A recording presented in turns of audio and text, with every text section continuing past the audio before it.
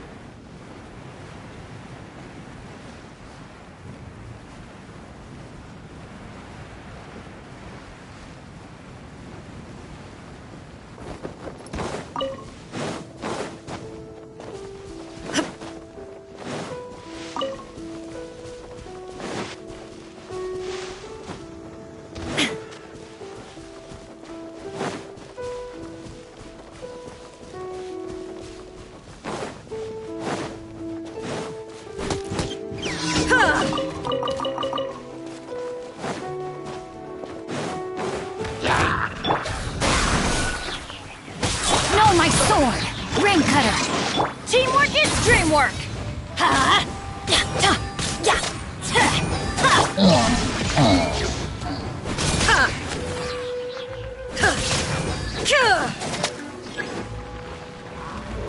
Inazuma shines eternal!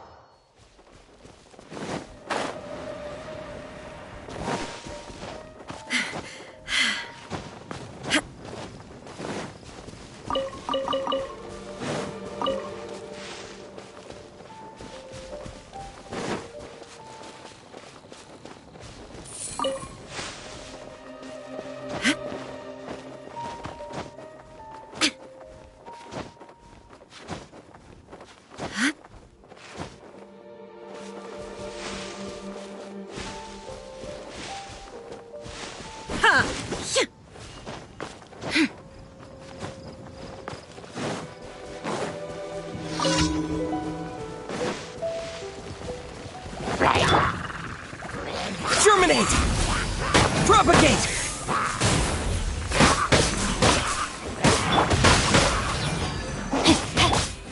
Let's light it up! Witness the power of Guwa! Rain outlines your fate!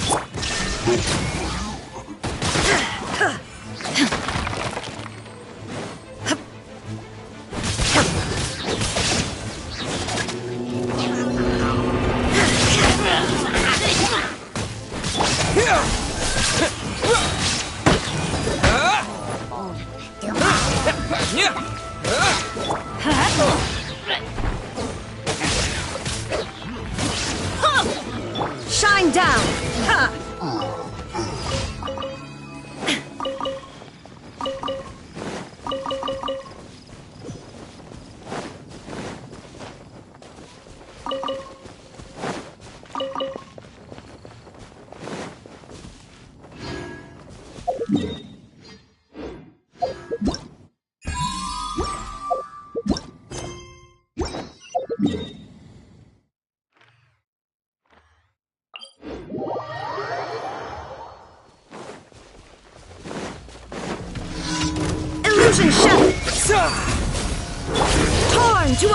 end!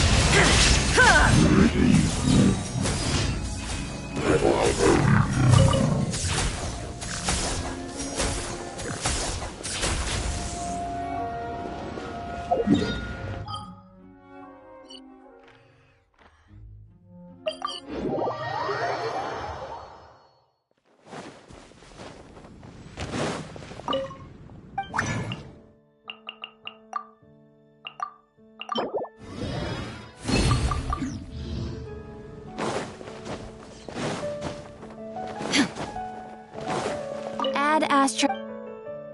Thank you for Add Astro.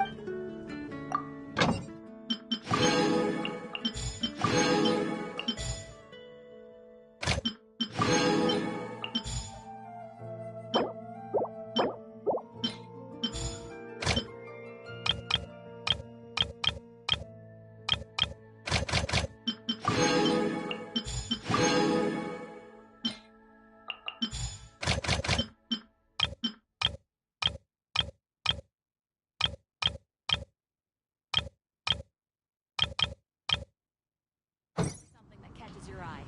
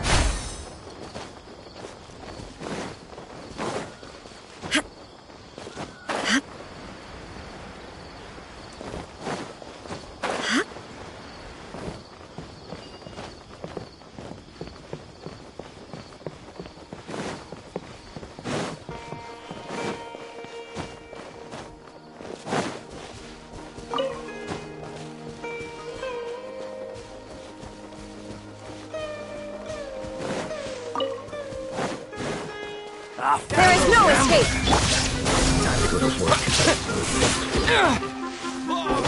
No, my sword! Rain cutter! Germinate! Propagate! Going in! Testing my patience. Will! Scatter!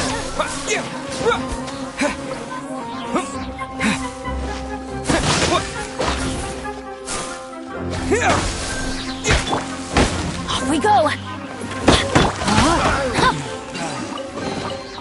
I hope we find long-lost ancient literature.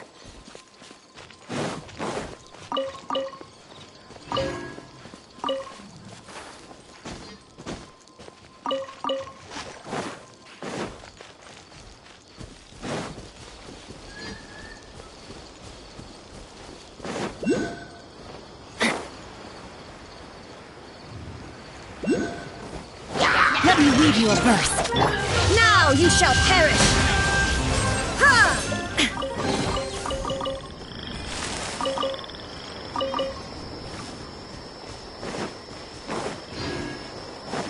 Shine down!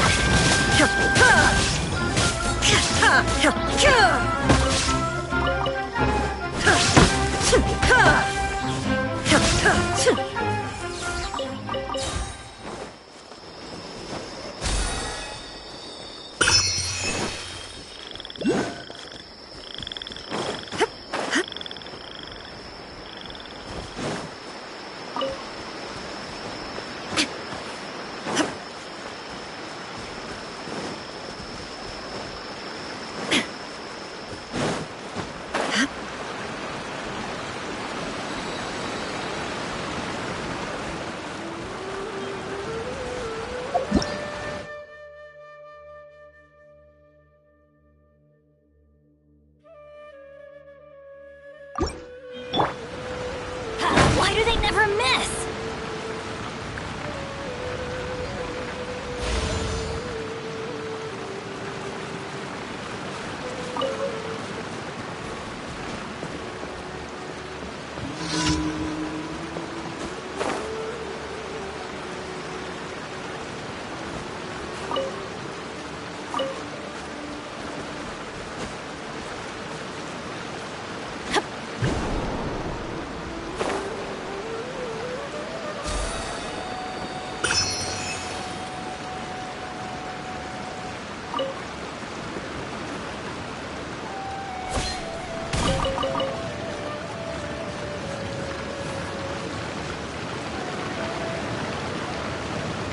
Light it up!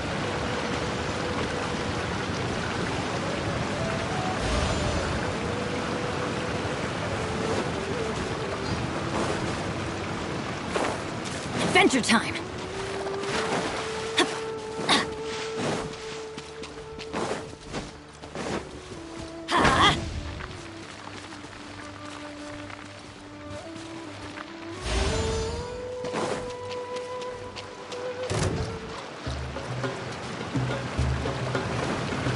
Everybody stand back! Rain outlines your fate.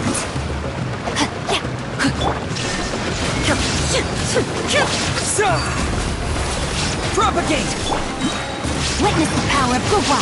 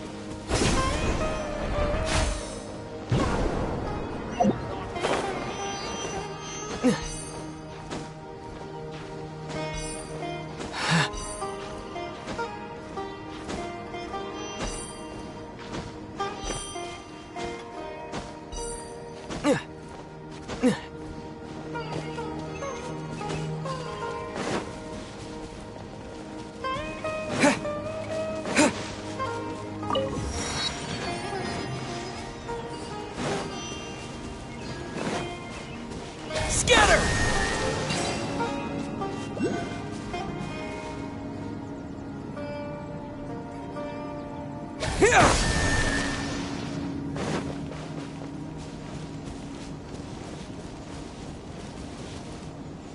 Propagate!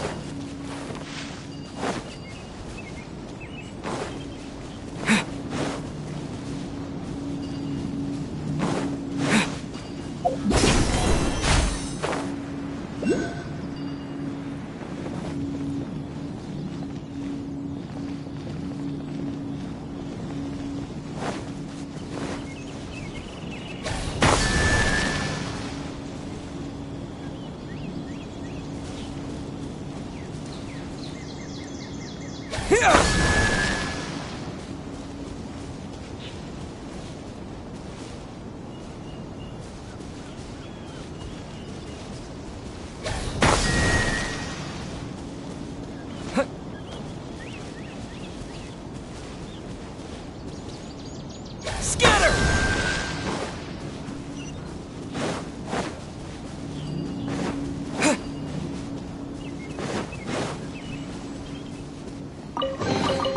A reward on the road.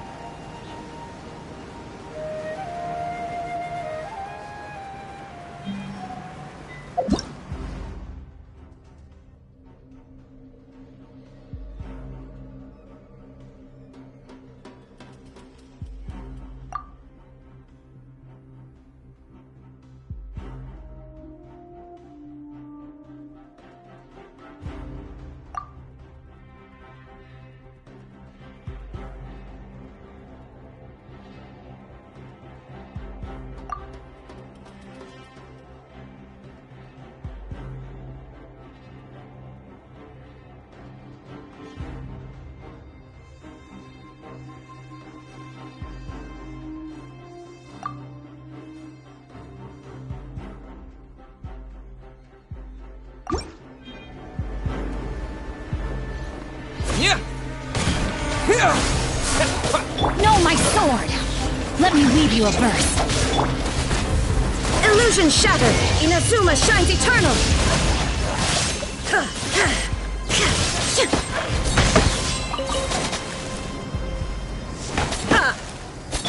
Scatter!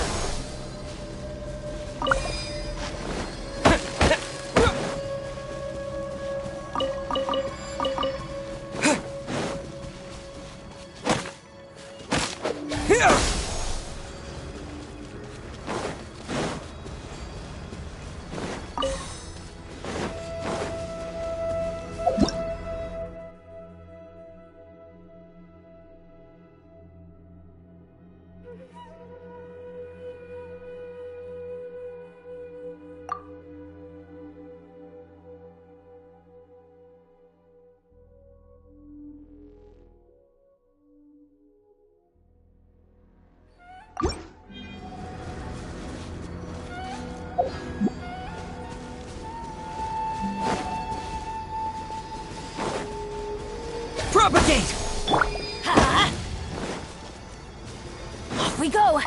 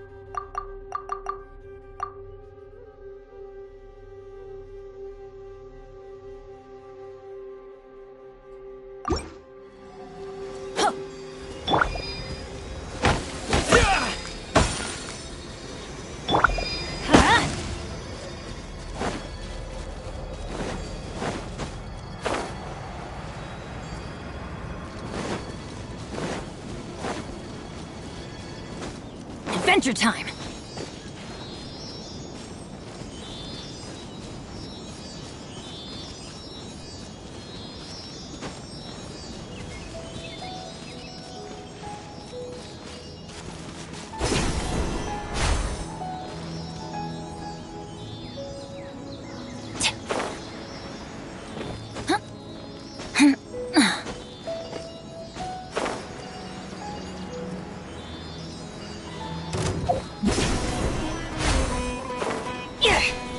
Teamwork is dreamwork! Rain outlines your fate. Germinate! Scatter! There is no escape!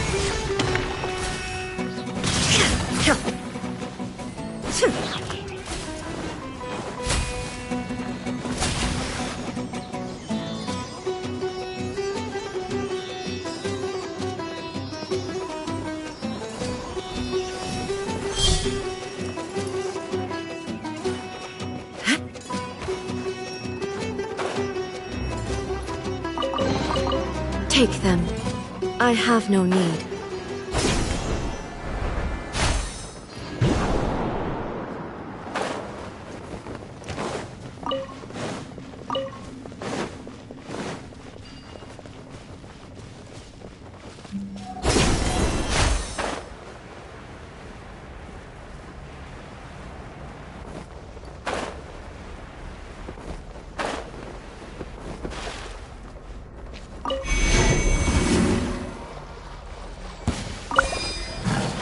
Shine down!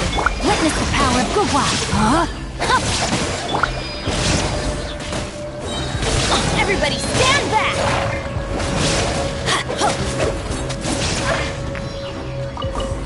Off we go!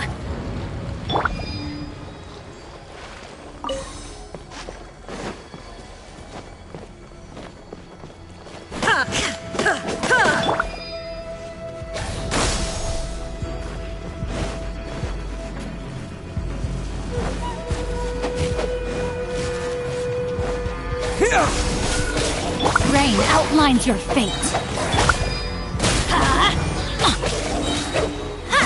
I'm going in!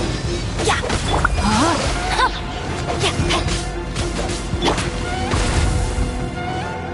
Spring forth! Rain cutter! There is no escape!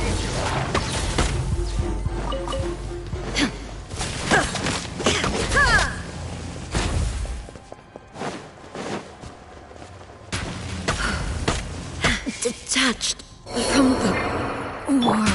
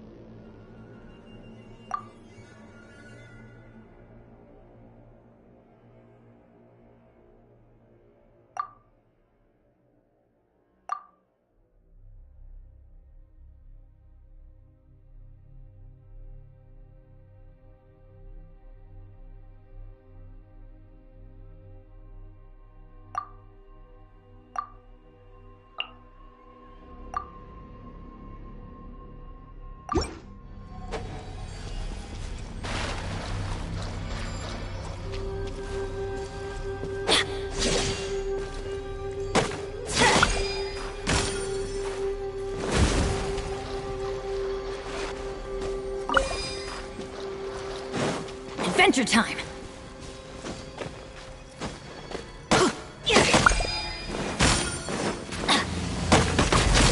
Adventure time! Off we go! Rain outlines your fate. Body and mind.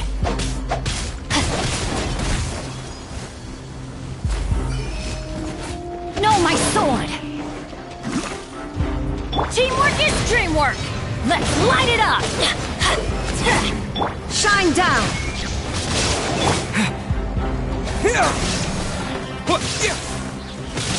Let me weave you a verse. There is no escape!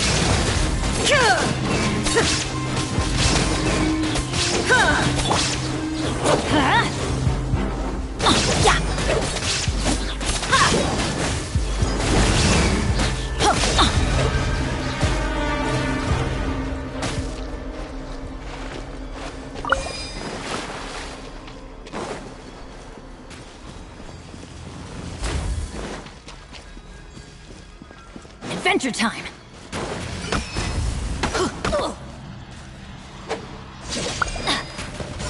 Off we go! Adventure time!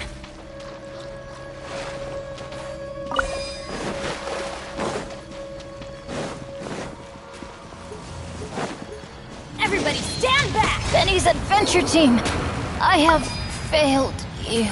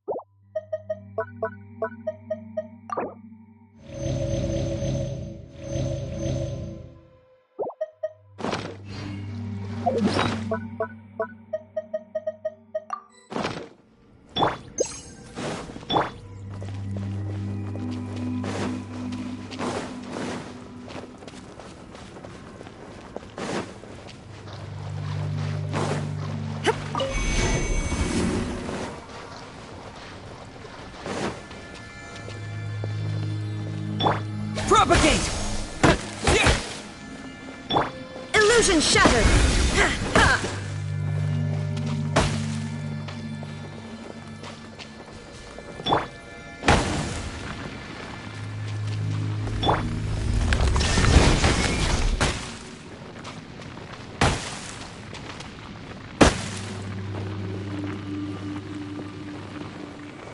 Shine down!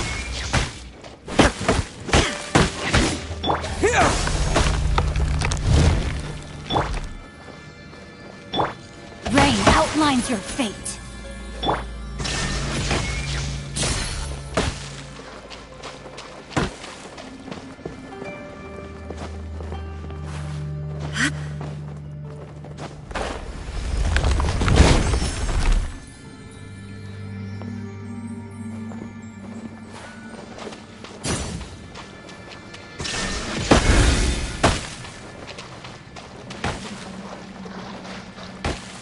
Body and mind.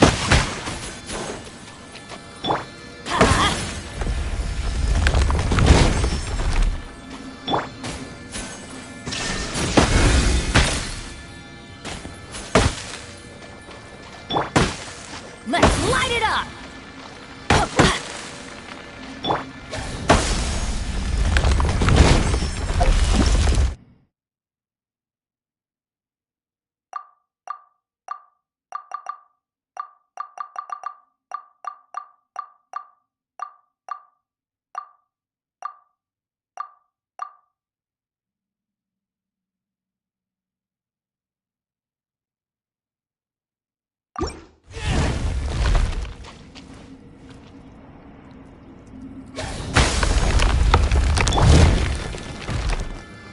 Illusion shattered!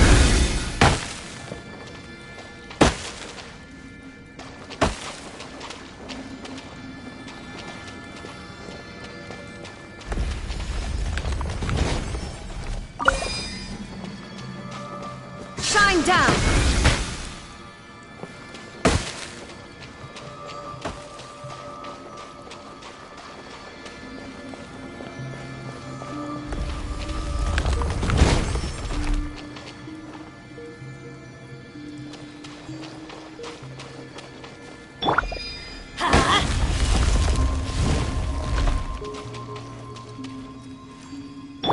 Propagate! There is no escape!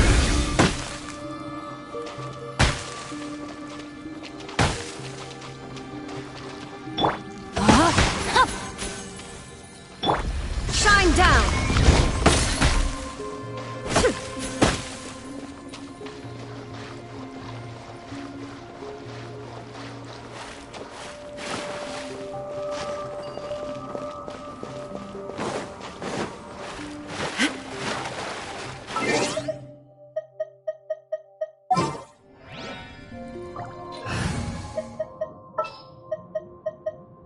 Let the wind...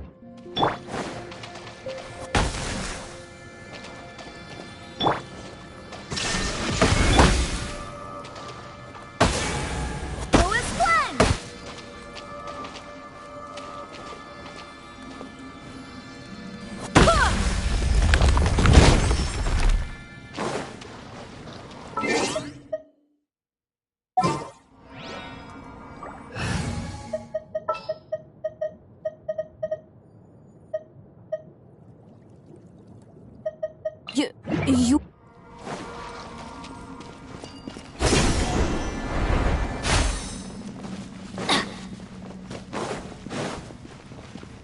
Off we go!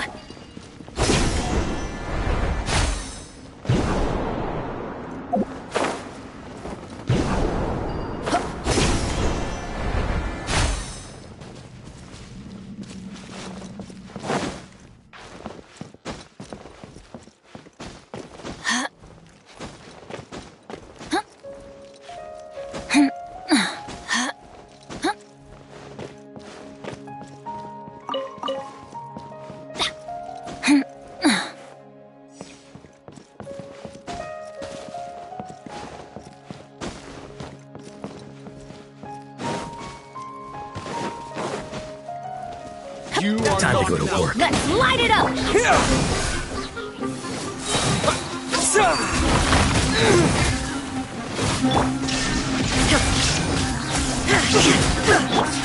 Never testing my patience. No, my sword! Time Gotcha. to act! Will. Teamwork is dreamwork! Illusion shattered!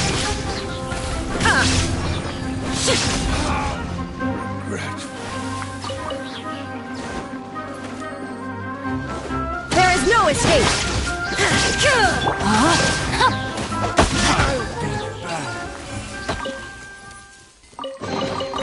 Treasure hunting.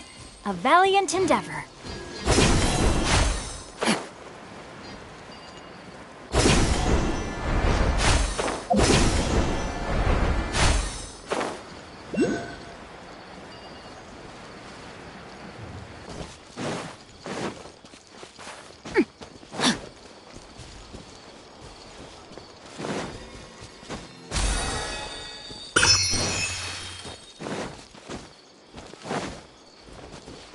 Time to act.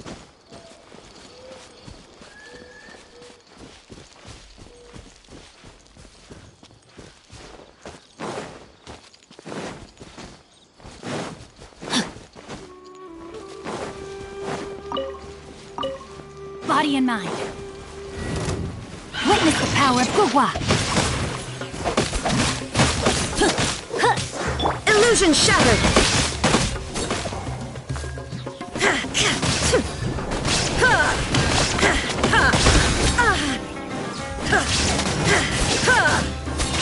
Let's light it up!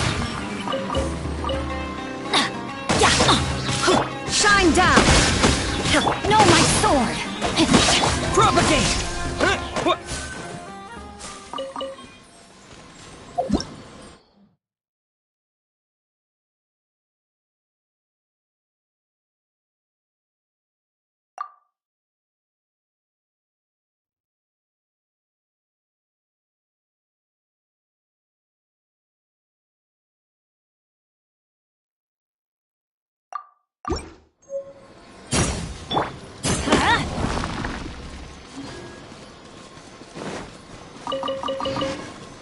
Adventure time!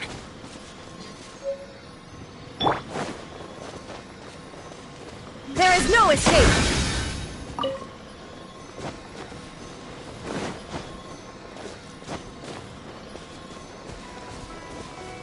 Shine down!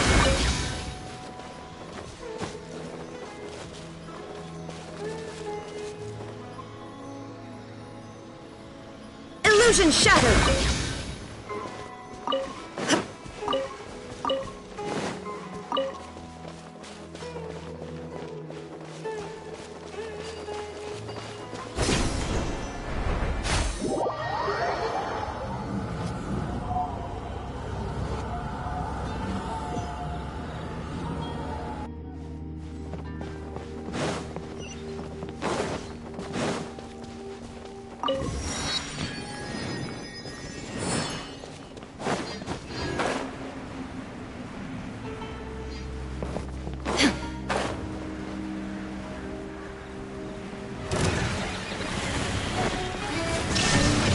Everybody stand back! Ring cutter!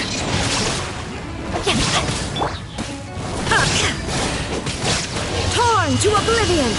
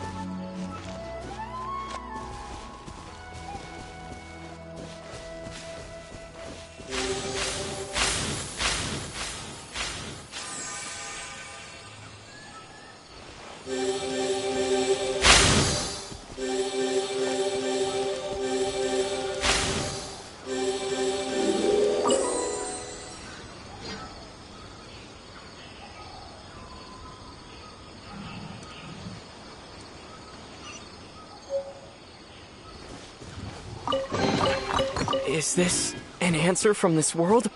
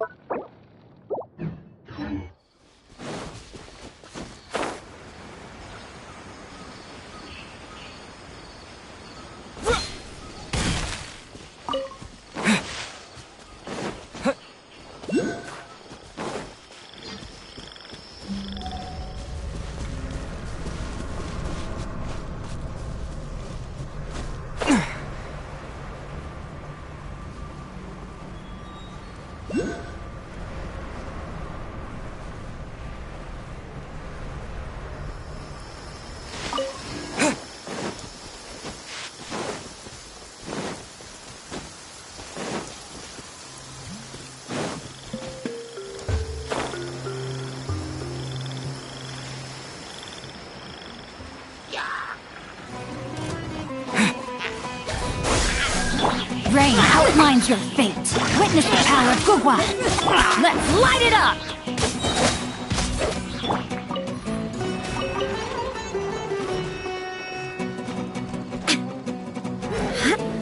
Shine down! Spring forth! Here!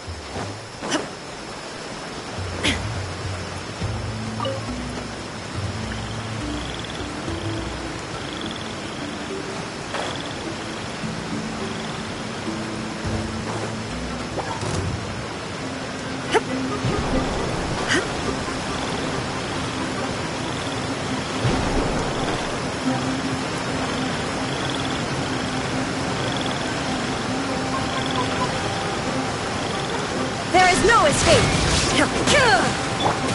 No, my sword! Scatter! Yeah! Off we go!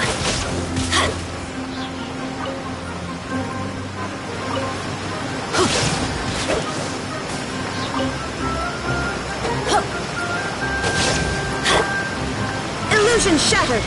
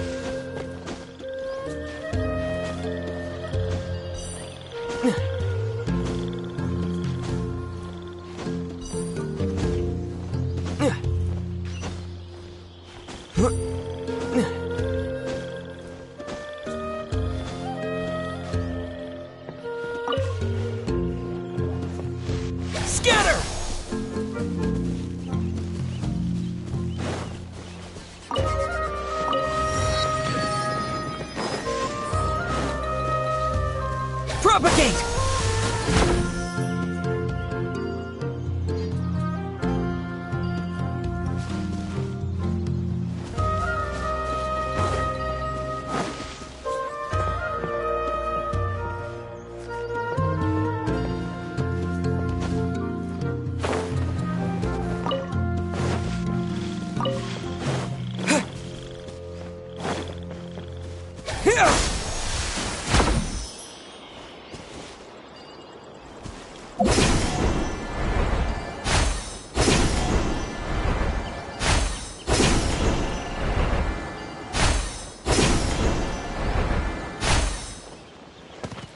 Propagate!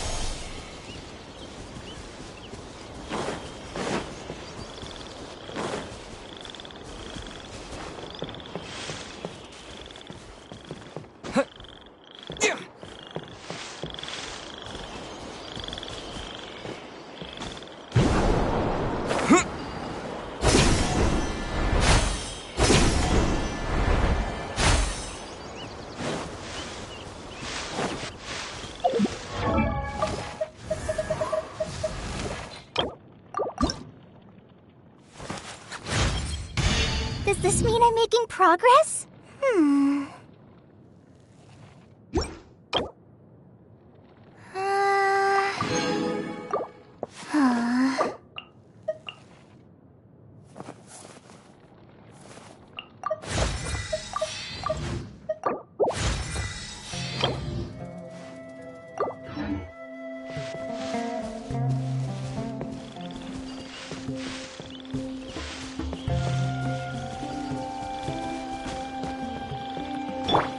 Illusion shattered!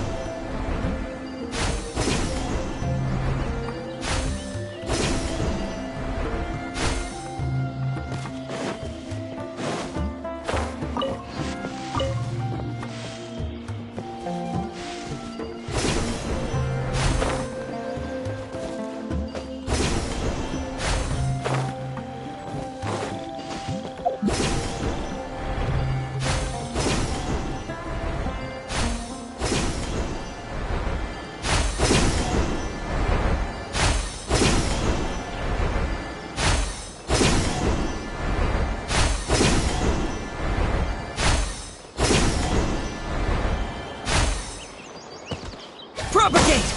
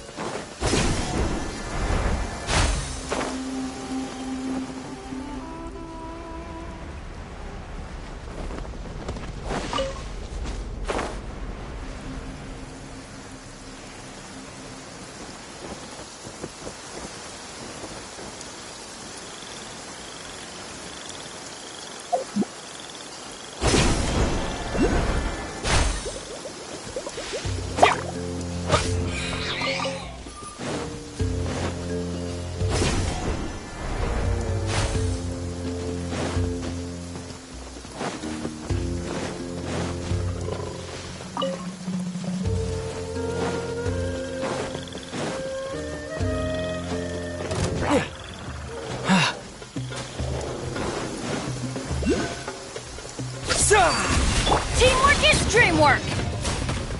Ha!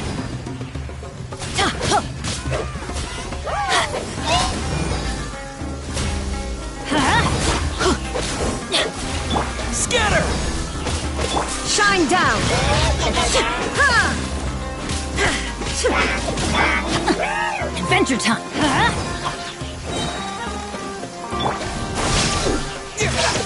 Illusion shattered!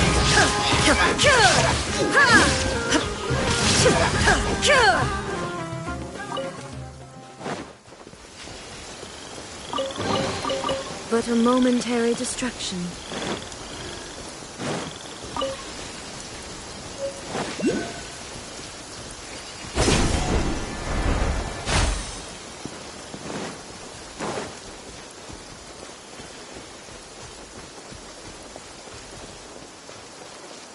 Shine down!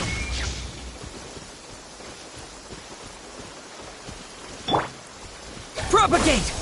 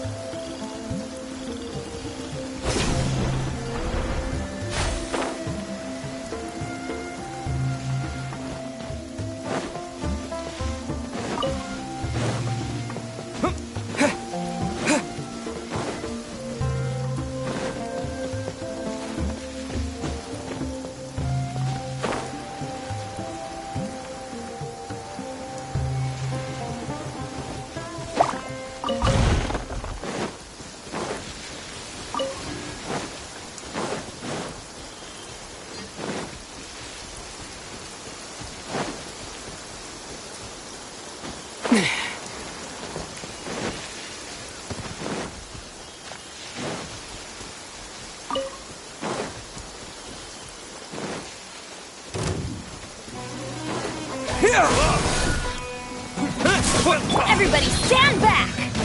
Hunter becomes the hunted. Spring forth! Yeah.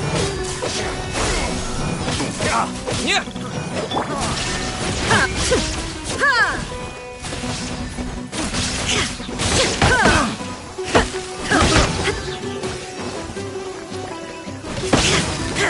Let's light it up!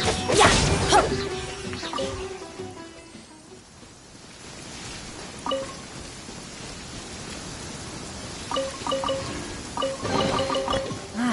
Even better than I imagined. It's my lucky day.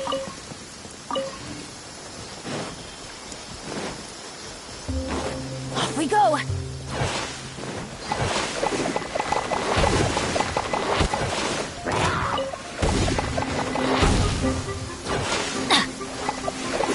Adventure time.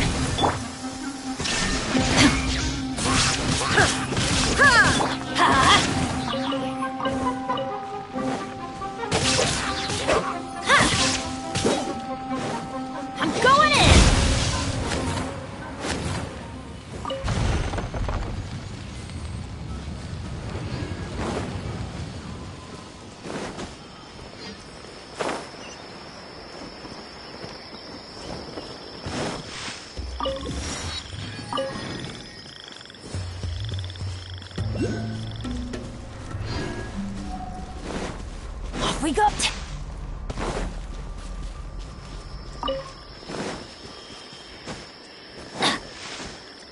Adventure time.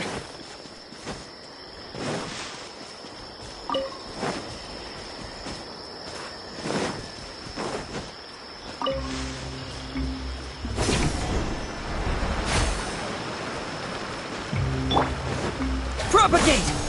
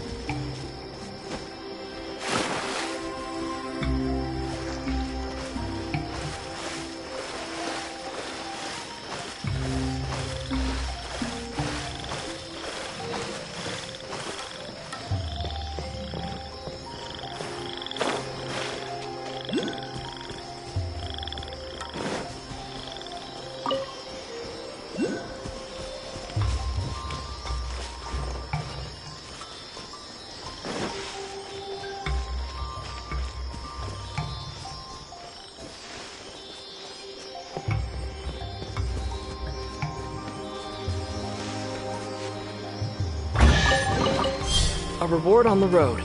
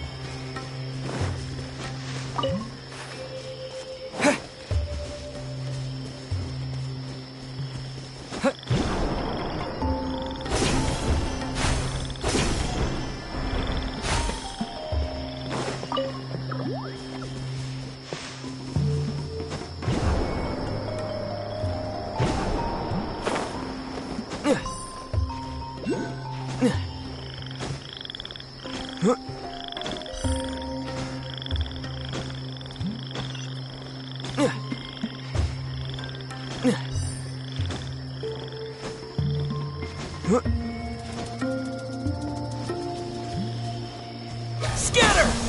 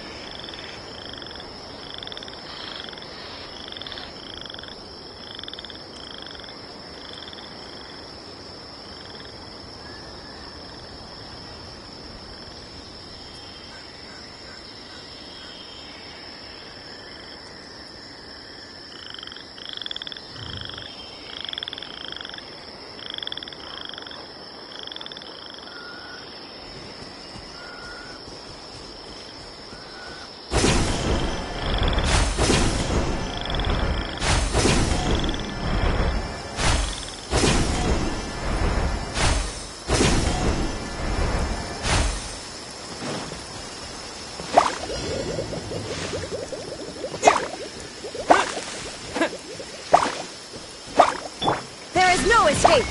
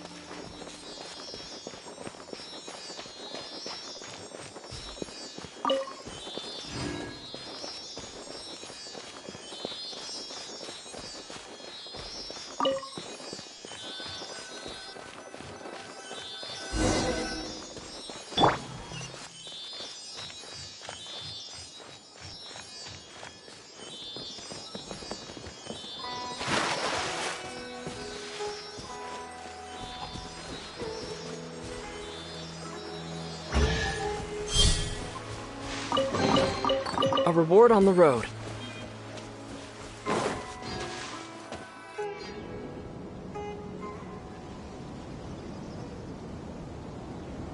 Now that we made it to Sumeru, our next objective should be to head to Sumeru City and find a way to meet with Lesser Lord Kusanali. And speaking of Lesser Lord Kusanali, even though we haven't heard too much about her, she doesn't seem to be the same deity who abducted your sister. But even so, people call Sumeru the Nation of Wisdom, you know. If we can get a chance to meet the God of Wisdom, maybe she can give us some useful information. But, Paimon doesn't know the way to Sumeru City. Maybe we can climb up to that spot with the statue of the Seven on it. That'll give us a way better view of things.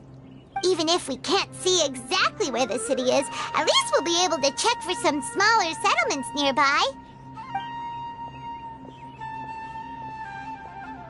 Wait a second. Look! There's someone up ahead! Perfect timing! Now we can just ask for directions rather than wander around like lost adventurers. Hey there! We're not from around here and seem to have gotten a little lost. We'd like to ask for some directions. Huh? Did they not hear Paimon? Hey! You over there! Could you give us some directions? Huh? What's going on here? There's no way she could have missed that. Oh, wait! Well, even so, she might be heading someplace where we could find other people to ask. Let's keep our distance and follow her. When we get the chance, we'll just ask someone else for directions.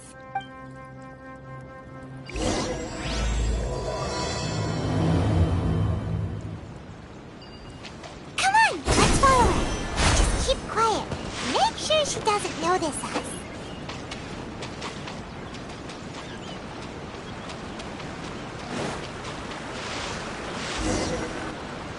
Huh? She just walked near that small waterfall and then suddenly vanished. Let's go take a closer look. Paimon thought this cave would lead to a village or something, but, it looks like that's not the case. Look, she's sitting over there. Wait, she couldn't possibly be living here, could she? What should we do now? Do we try asking her for... It looks like she's meditating or something. If we bother her now, she probably wouldn't let us off very lightly. Oh! What a lovely smell! It's coming from that sensor over there. This is definitely not your typical place to call home, but at least it smells nice. Maybe living here after all.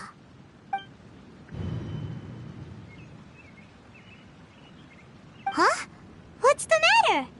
You don't look too good. What? Is the smell making you feel sick? Strange. Paimon doesn't feel anything.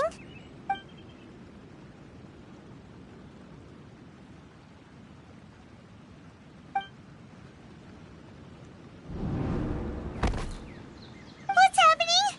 Traveler? This is no time for a nap. Oh, come on, wake up.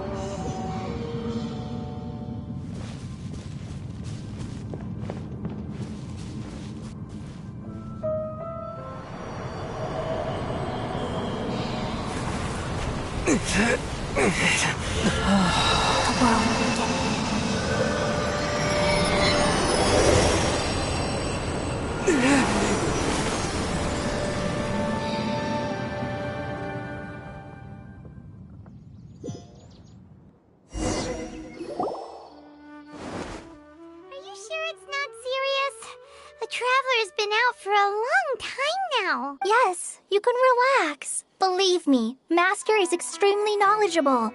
If he says that he's going to be alright, then there's absolutely nothing to worry about. Oh, are you awake now? Oh, thank goodness! Traveler, you're finally awake! Well, we're at...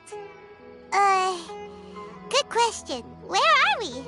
Paimon was in such a panic when you passed out that she even forgot to ask what place this is. This is Gandharvaville. It was originally built by scholars from Sumeru as a place to rest in the rainforest. Now it's mainly used by the forest rangers as a base of operations. My name is Kale. I'm a trainee forest ranger. My master and I found you passed out during our patrol, so we brought you here.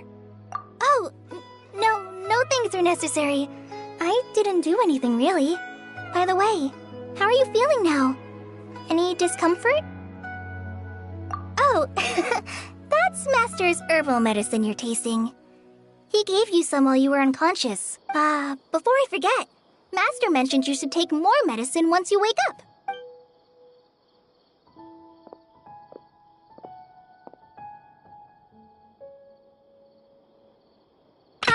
Whoops! Kale, what's the matter?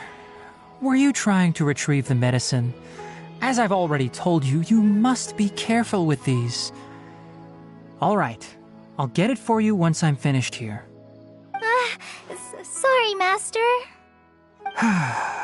Now, the guide to Avidya Forest's edible fungi is clearly posted on our bulletin board.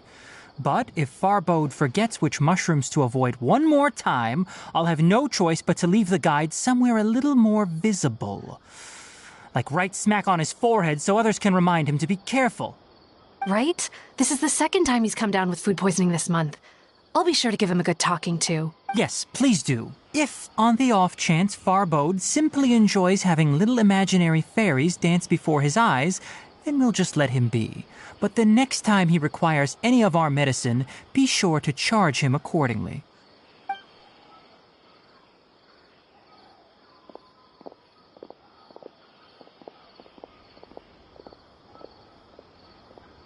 So, how are you doing? Feeling better? Oh, this is my master, Forest Watcher Tainari. He is chief officer over all the rangers here in Gandharvaville. I already informed Paimon about the reason you fell unconscious earlier. But now that you're awake, let me explain it for you as well. It is common practice for Sumeru scholars of certain darshans to dedicate themselves to training and meditation in isolated areas, particularly the nearby forests. While meditating, they use a certain incense known as spirit borneol to help calm their minds as they enter a state of deep rumination. In hopes of asking directions, you two followed a scholar named Hypatia into her cave. The incense you smelled inside was the spirit borneol I just mentioned. That incense typically has no effect on most people, but for a very select few, it can have profound effects on one's cognition, as you experienced firsthand. Does that make sense? Very good. Now, answer me this. Did you feel anything after passing out? Say, any out-of-body experiences? Or did you see anything while unconscious?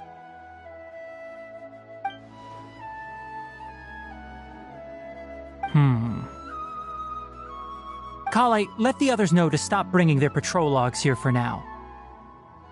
Huh? Why? Because these two will be staying here for the next few days. They can have my room and I'll bunk with Amir. Now get a move on and be sure to do as I've said. Yes, Master Tainari.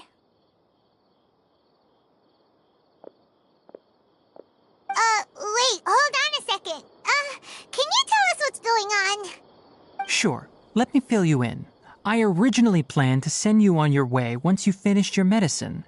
However, it appears now that you should stay a while longer in Gandharvaville for further observation while you recuperate. Further observation? No need to be hasty. As long as you have the capacity to judge between right and wrong, I promise that you'll understand the gravity of the situation once I explain everything to you. Based on what you saw after smelling the incense and losing consciousness, we can conclude that you experienced a powerful hallucination, which suggests your mental state is not in the best of shape. If you're skeptical, have a whiff of this. Oh, are you okay? You're experiencing a similar sensation as when you passed out, aren't you? So even though your condition is stable as of now, if I were to haphazardly let you leave, it's highly likely that you'd suddenly pass out again somewhere else. The rainforest is home to many fierce animals and hazardous areas. If something were to happen to you again, I'm afraid you might not be so lucky. For now, I suggest you continue taking your medicine each day and avoid wandering off on your own. At least until you stop having adverse reactions to this kind of smell, okay? Good. Now continue resting while I fire up another bowl of medicine for you. Seriously? We just arrived in Sumeru and we're already having problems left and right! Paimon knows we're set on meeting Lesser Lord Kusanali as soon as possible, but you really don't look too good. It'd probably be best to let you recover first.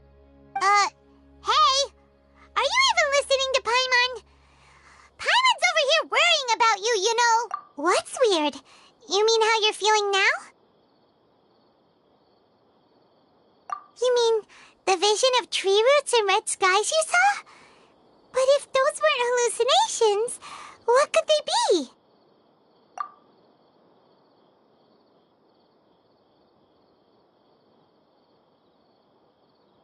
Well, considering how unique you are, Paimon trusts your judgment here.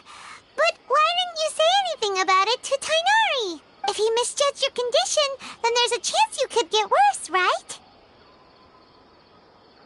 Huh? You mean that Tainari already knows that what you saw weren't hallucinations? But if that's the case, why would he try to hide that from us? Oh, Paimon gets it now. That explains why you were so quiet earlier. Well, that settles it then.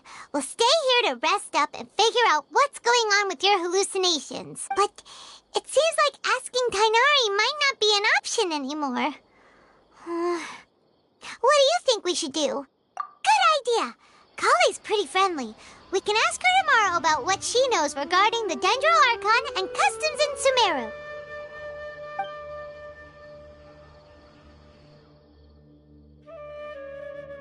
Rise and shine! Come on, it's time to go find Kale!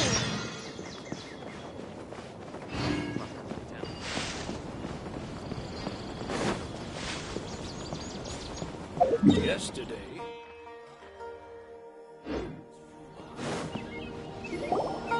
All right, next let's see. Right hand. Yes, not bad. But please remember that you still need to be careful. Understand? Yes, I will. By the way, Master, I still haven't received the patrol route for today. Look, Kale, today's patrol will be a long one, so you won't be coming along this time. Besides, there's a chance we may encounter... well, you understand. But I have a vision too! Am I useless to everyone now? Don't talk like that, Kale. This is not something you need to be worrying about right now. Ah, there you are. Feeling any better?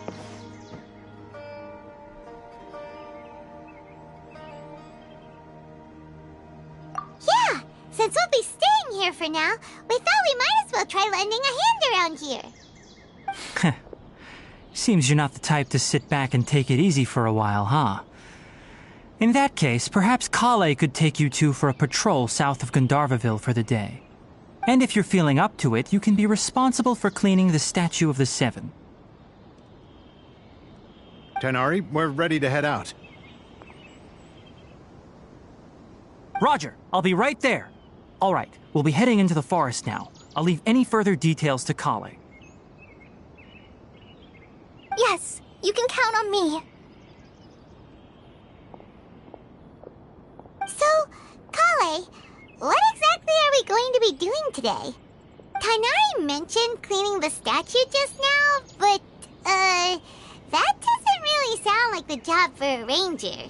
Well, a forest ranger's responsibilities can be pretty diverse. They handle a variety of tasks, like checking the condition of outlying roads, maintaining forest facilities, ensuring fire prevention standards are met, and providing assistance to travelers and locals. As for Master, well, he has to handle more dangerous areas of the rainforest. Today we can perform routine checks on the pathway lamps as we make our way to the Statue of the Seven. Paimon, traveler, this way! You can leave the task of checking the lamps to me. In the meantime, you two can keep an eye out for anything unusual.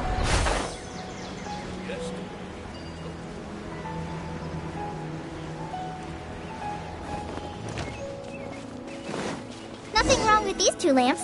Let's move to the next ones. Oh, this lamp seems to be getting a little wobbly. Let me make a note of it.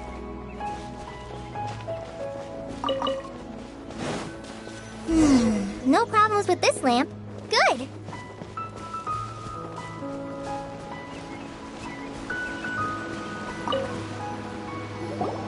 The Statue of the Seven is up on top of that large rock formation.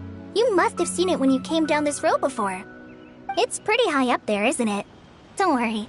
If you're afraid you can't make it up there, I'm sure Master wouldn't mind if you don't clean the statue. Oh? I guess I'll leave it up to you then. Paimon will fly up with you and help you with those hard-to-reach areas. By the way, Kale, do you know anything about the Dendro Archon? You know, what's she like? That depends. Are you referring to Greater Lord Rukkhadevata or Lesser Lord Kusanali? Huh? Greater Lord Rukkhadevata? Oh, is that the name of the former Dendro Archon? Uh-huh. Greater Lord Rukkhadevata was Sumeru's first Dendro Archon. She created the rainforest as well as the wall of Samiel around the desert. Her works provided a means of peaceful living for everyone. To the people of Sumeru, she's not only a symbol of wisdom, but also of power and kindness. Unfortunately, she disappeared in a great calamity that occurred a few hundred years ago. According to what Master has told me, the sages later found the newly born Dendro Archon and whisked her back to Sumeru. To celebrate the reinstatement of their lost deity, the sages dubbed her Lesser Lord Kusanali and let her reside in the sanctuary of Siristana. Uh-huh. Then what happened? Well, and then... I'm not too sure what happened, to be honest. Huh? You're not too sure? But aren't you from Sumeru? Yeah, I'm from Sumeru. But... Maybe it's difficult to discuss this topic with strangers. If that's the case, then don't worry. We understand. No, it's not that. I'm not trying to hide something from you. Besides, I don't consider you two strangers. Anyway... Wait, Amber? You mean... Yes, that's her. I once lived in Mondstadt for a while, and she helped me a lot during that time. You could even say that she helped me become a new person. There's no one like Amber. She lives life to the fullest while always adhering to her strong sense of justice. She's ready to answer the call for action at any moment, but is also very understanding of others. She's like the spark that lights the fire in everyone's heart around her. If you ask me, she's a prime example of a true outrider. She's the first person anyone coming to Mondstadt will meet. You can't help but be enthralled by her charm and enthusiasm, causing you to fall in love with the lands of Mondstadt and...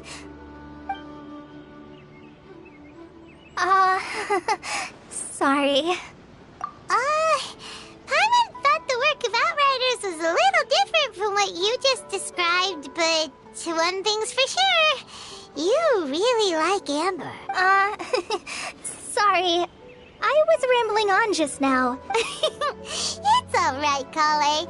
Knowing that you're a friend of Amber somehow makes Paimon suddenly feel a lot closer to you. So, how do you know that we've met Amber? Well, after I returned to Sumeru, Amber and I have stayed in touch by writing each other letters. In one letter, she mentioned that Mondstadt was attacked by a fearsome dragon, but the city was saved by a mysterious blonde traveler and their floating companion. I knew you two were the ones she mentioned in the letter the moment I saw you.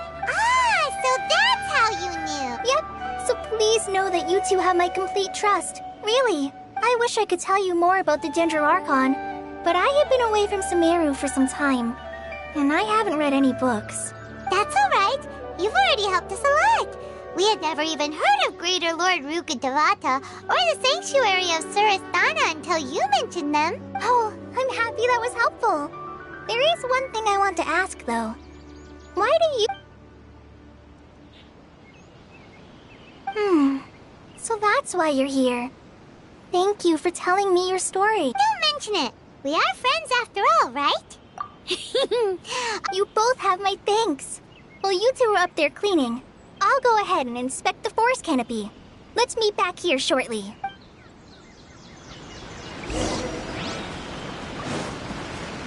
Shine down!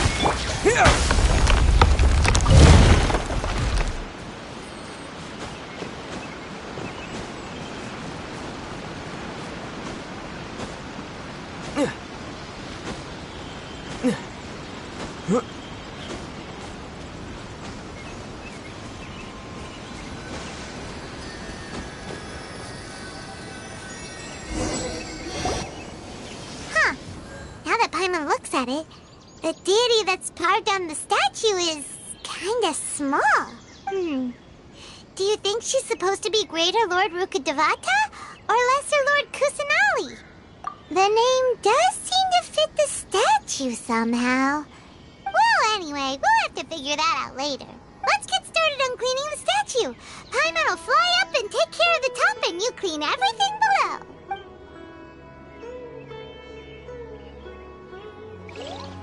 Nice work! That's one clean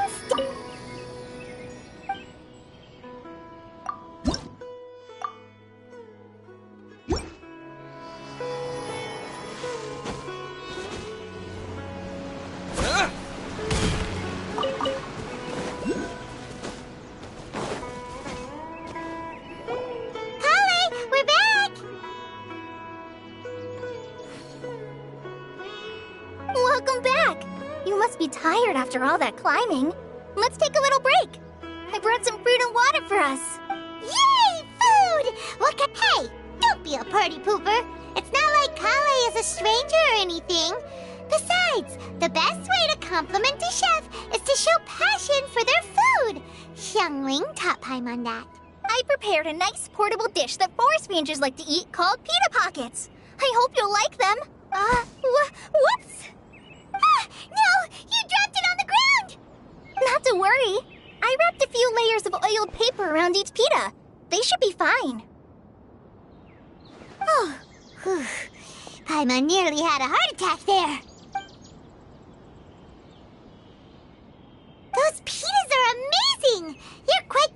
Kale. Thank goodness you wrapped them in paper. Paimon wouldn't have been able to sleep at night knowing something so tasty had been wasted. You really know how to compliment the chef, Paimon. Since you liked it so much, I'll be sure to give you a copy of the recipe sometime. I'll even include all my personal cooking pointers, so you'll be making your own pita pockets in no time. Yay! Thanks, Kale. It's hard to believe someone as diligent as you could have clumsy moments too. Oh, I guess it happens from time to time. So, Kale, don't you think that Tainari's a little too strict with you? He won't let you touch anything without his permission. Paimon knocks stuff over all the time flying around the Traveler, but he's never said anything. Everyone has their clumsy moments. No, you've got the wrong idea about Master. Sure, he may seem a bit harsh at first, but with some time, you'll see that he's actually very kind-hearted. I've heard the veteran rangers say that Master is from some ancient and mysterious race that is known for their cunning wit and reclusive nature. Oh, by the way, you've heard of the Academia, right? Well, there's a group called,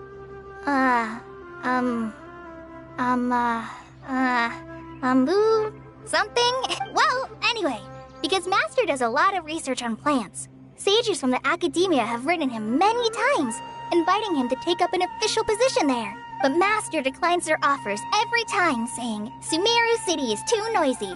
It'd be bad for my ears. Seems you already know him well.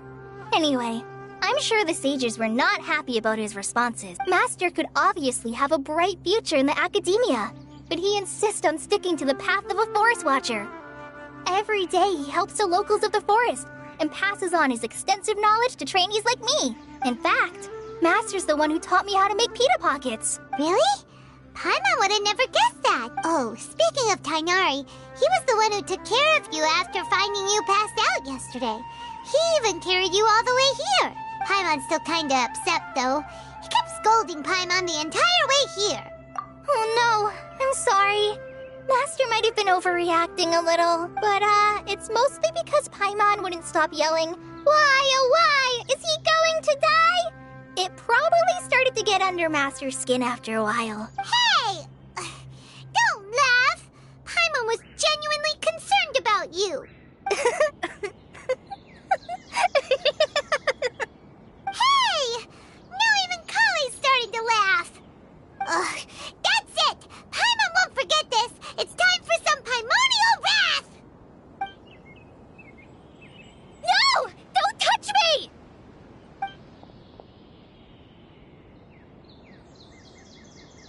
Oh, sorry, Kale. Paimon didn't mean to scare you. No, I just... I didn't mean that. Kale, are you okay? What's the matter? No, I'm... I'm fine. I'm sorry. I must have startled you both reacting like that. Oh, well, it's getting late now. Let's hurry back to Gandharville. I think Master and the others should be back by now, too. Huh? What was up with Kale just now? And why is she in such a hurry all of a sudden? Look, she's practically running back. Paimon can't even see her now.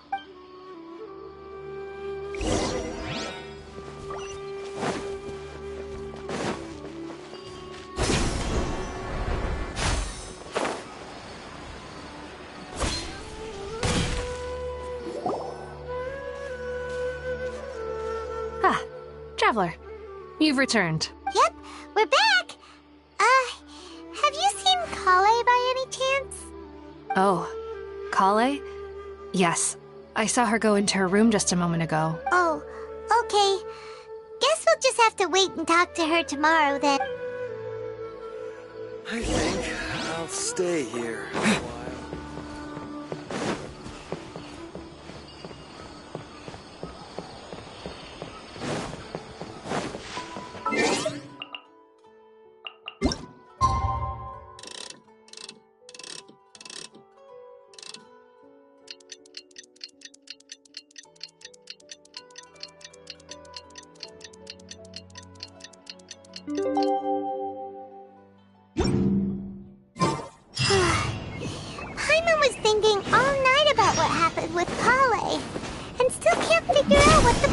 might be.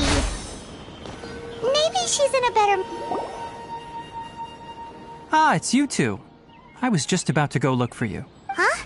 Tighnari? What are you doing here? Where's Kale? I came to check on Kale's condition. To put it simply, she's not well. You mean she's sick? How could she be... Oh, wait a minute. Could it be because of what Paimon did yesterday? No need to worry. Something as small as you could never harm her. This sickness is something that Kale has been dealing with for some time. Kale has been more excited than usual since you two arrived. A little too much so, to be honest. She hasn't remembered to take care of herself. I suppose it's understandable, though. She hasn't been around anyone she considered a friend for some time now. It must have been refreshing for her to have you two here. So, Tighnari, what's really wrong with Kale? Let's take this conversation elsewhere.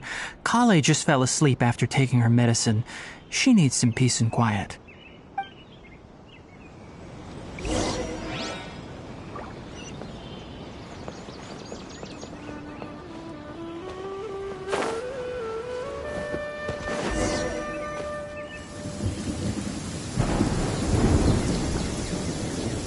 All right, let's continue our conversation here, shall we?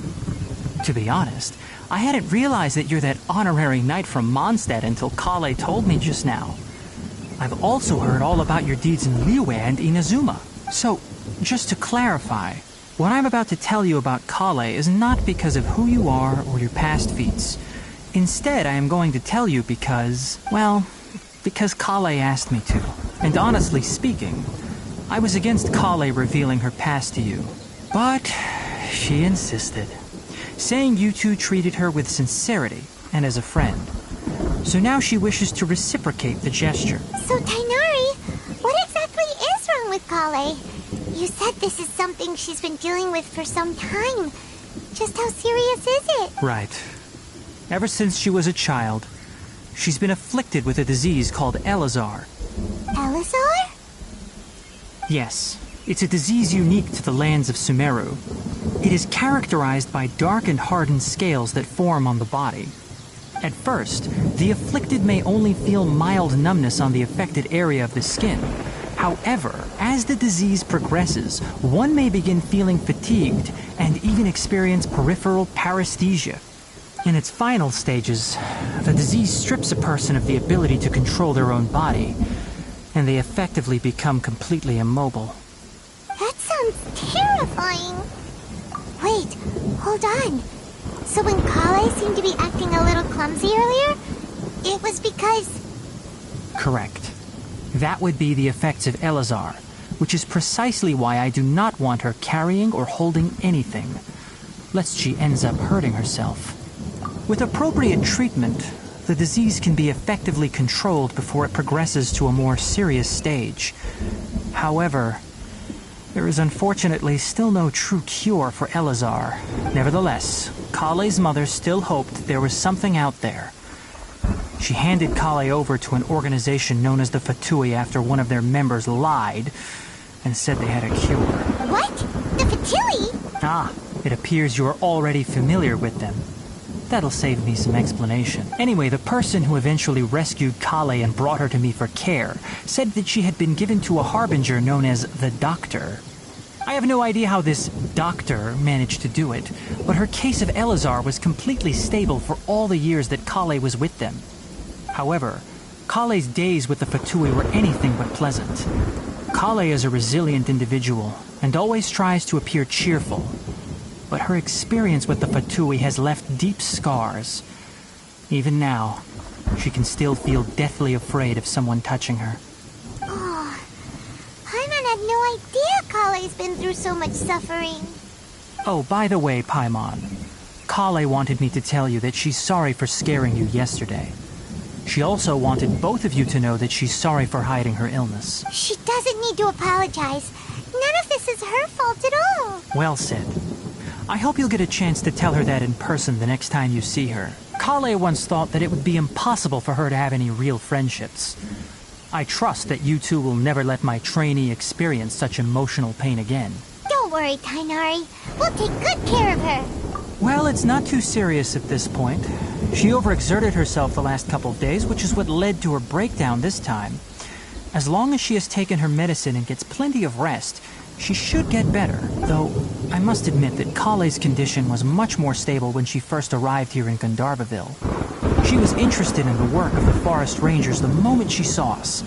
I could see that she was serious about learning, so I felt compelled to ask her to join us. Her stamina has gotten much worse recently. Though a moderate amount of physical exercise is always necessary, I'm afraid the long-distance patrols are a little too much for her now. All right. Now that I've told you about Kale's past, I think I'll head into the rainforest to find some ingredients needed for her medicine. I'll see you two later. Yeah, we'd like to do something to help Kale too. All right, but I must warn you two. The rainforest is a dangerous place, especially for someone who's still recovering like the Traveler. You must follow closely and listen to every instruction. No problemo. Let's go then. We'll be looking for a plant known as lunar lotus. It's often used to help those afflicted with Elazar recover their energy. Hey, Tainari? Where exactly are we going to find this plant? Lunar lotus can be found all over the rainforest, but it often grows right here around Gandharvaville. Given the name, it sounds like we should be looking for it in the water. You are correct. Lunar lotus grows in the water. When fully matured, they look like giant blue flowers floating on the water's surface. Quite an attractive species, if you ask me. The large petals are actually the plant's leaves and sepals, which surround a very small flower. You should note that many of the plants found in Sumeru have names that are contrary to their species. Take the Kalpalata, for example. The plant is not a lotus at all, but rather a vine. And then there's the Sumeru rose, which is not a rose, completely contrary to its name. Oh, okay then. Note to Paimon. Never bring up the topic of flowers with Tainari. There should be lunar lotuses growing somewhere in this area. Let's split up and begin searching. If you could manage to gather 4 of them, that would be sufficient. We'll rendezvous here once you've gathered the needed amount.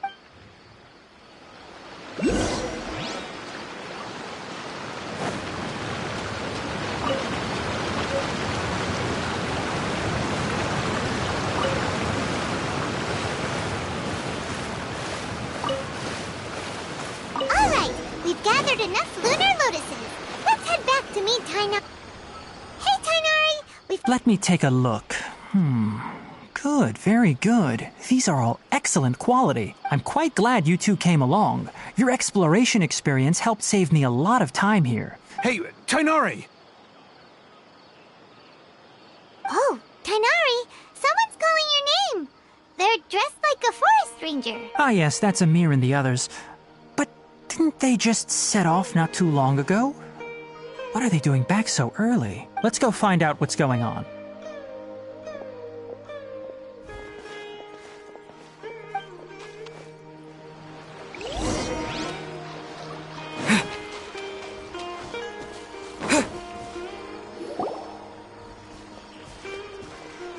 Tainari, thank goodness we found you here. We were just about to head back and find you at Gandharvaville.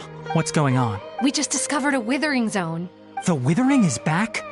But the patrol route you were on should have been already clear just a week ago. It reappeared so quickly. Can you tell me the exact location?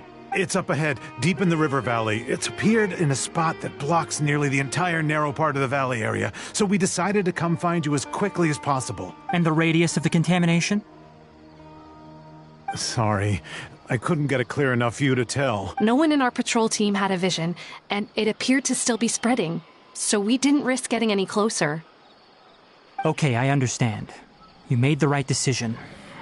I'll go deal with it right away. In the meantime, please guide these two back to Gandharvaville. Wait, Tainari, what? You two have only just arrived in Sumeru. You're still unfamiliar with many things in these lands. There's a unique type of anomaly that occurs in the Sumeru rainforest. It's called the withering. The affected areas not only cause nearby vegetation to wither, but it's also lethal to wildlife and even people. If you don't carry a vision, then you should think twice before approaching such places. Yes, Amir is absolutely right. I wasn't kidding when I said the rainforest is a dangerous place. As Amir said, only someone with a vision, that is, the power to manipulate elements, will be able to resist the withering's corrosive effects for a time. That's right. If any of the forest rangers without a vision come across a withering zone, we first make a record of the location and then have a ranger with the proper abilities deal with it, like Tainari here. Only someone with a vision can venture within a withering zone and find a way to deal with, but you don't seem to carry a vision. Don't worry, he may not have a vision, but he's a real pro at using the power of the elements. It seems the rumors about you are true.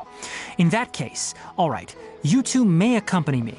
We typically only teach visitors how to identify the withering as they're about to leave Gandharvaville.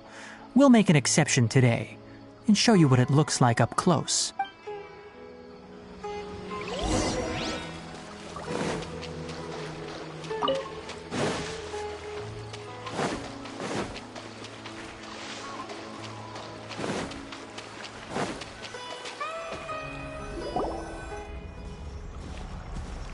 Stop. Don't move any further. Look there in the distance. Huh? Where? Oh, look! Those plants have withered!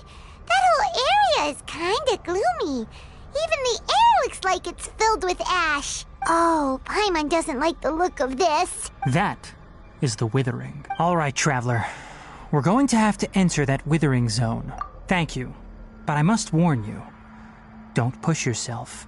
Even with elemental powers, once you step inside the withering zone, you may experience extreme discomfort. If at any point it becomes too much, return outside the zone and take a breather. It could become a matter of life and death. You ready then? Let's go.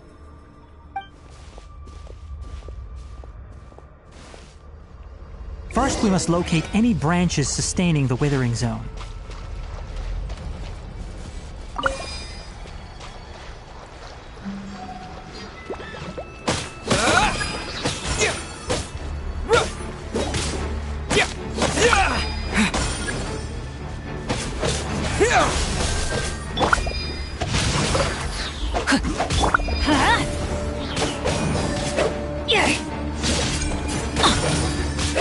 Let's light it up!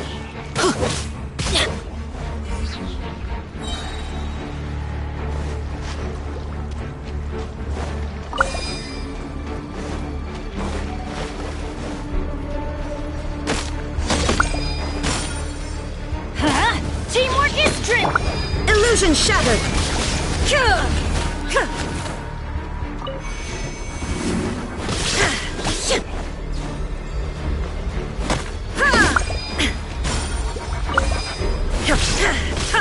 Propagate!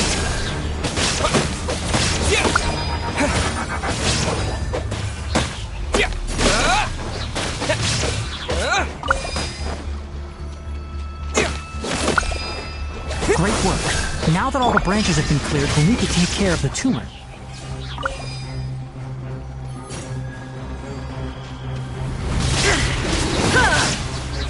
Illusion shattered! I'm going in! Now you shall perish! Now, destroy the tumors of the withering.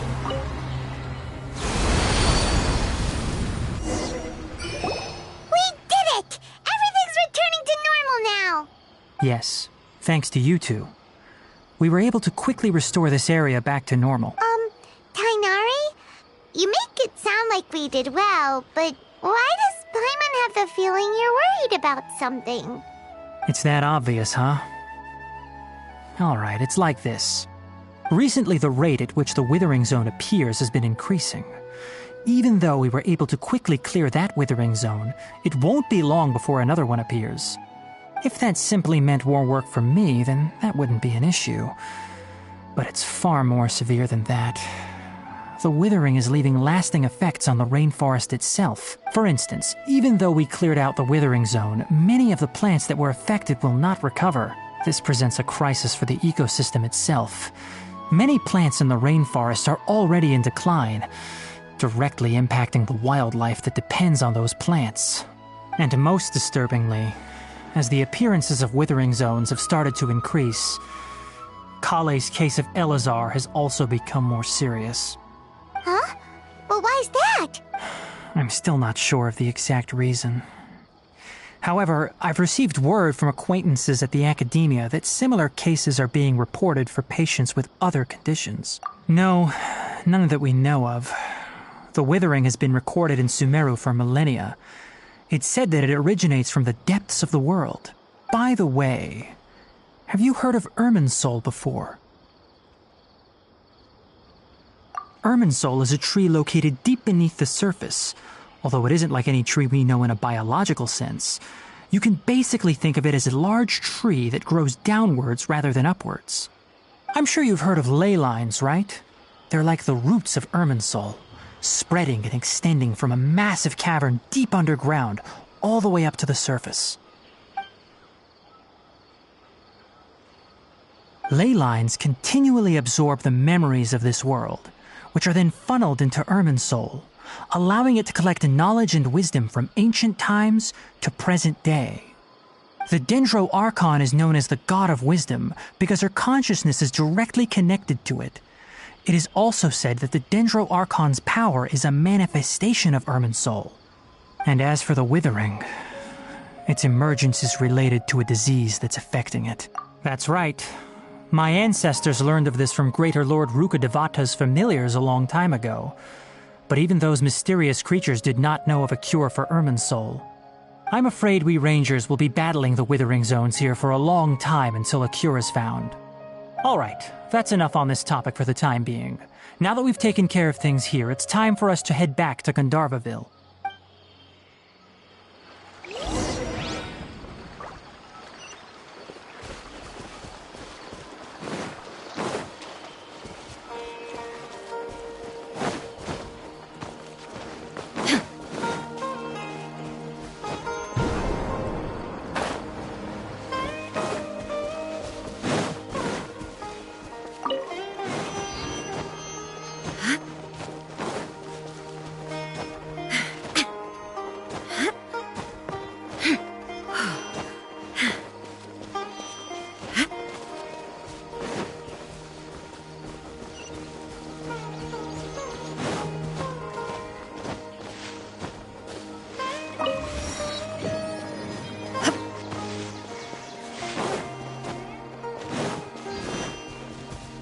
Propagate!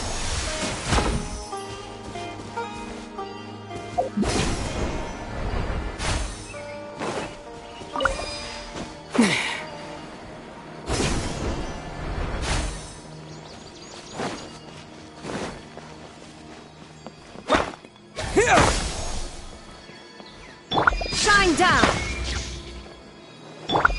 Let's light it up!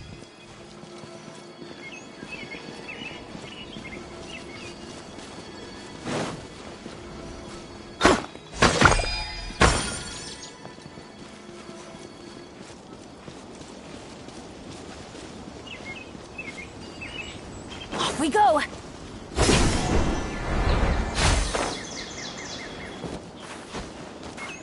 Adventure time!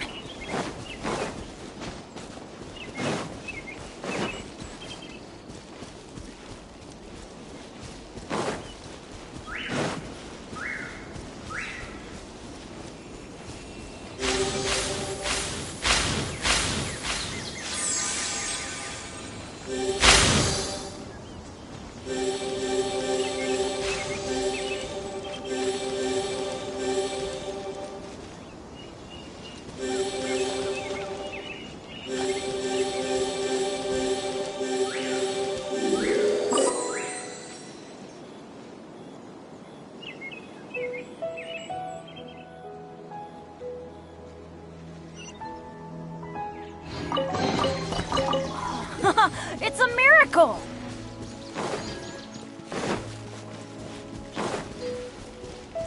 Off we go!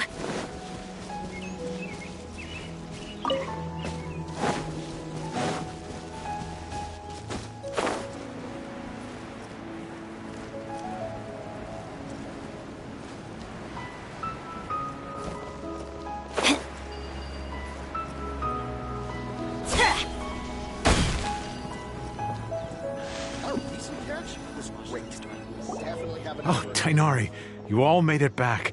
How did it go? The withering zone you reported has been taken care of. No need to worry. Huh.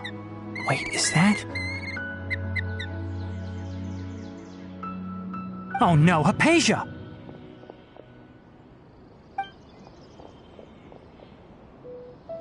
Huh? What's wrong, Tainari? This Duskbird is Hypatia's designated courier for urgent news. You do remember her, don't you? She's the scholar you and Paimon were following when you first arrived in Sumeru. Oh, her? How could we forget? Let me see what's written in the letter first. Oh. So what's it say? And what's with that weird expression on your face? Just let Paimon read it. Huh? All Paimon sees are 3 squiggly lines. Yes, allow me to explain.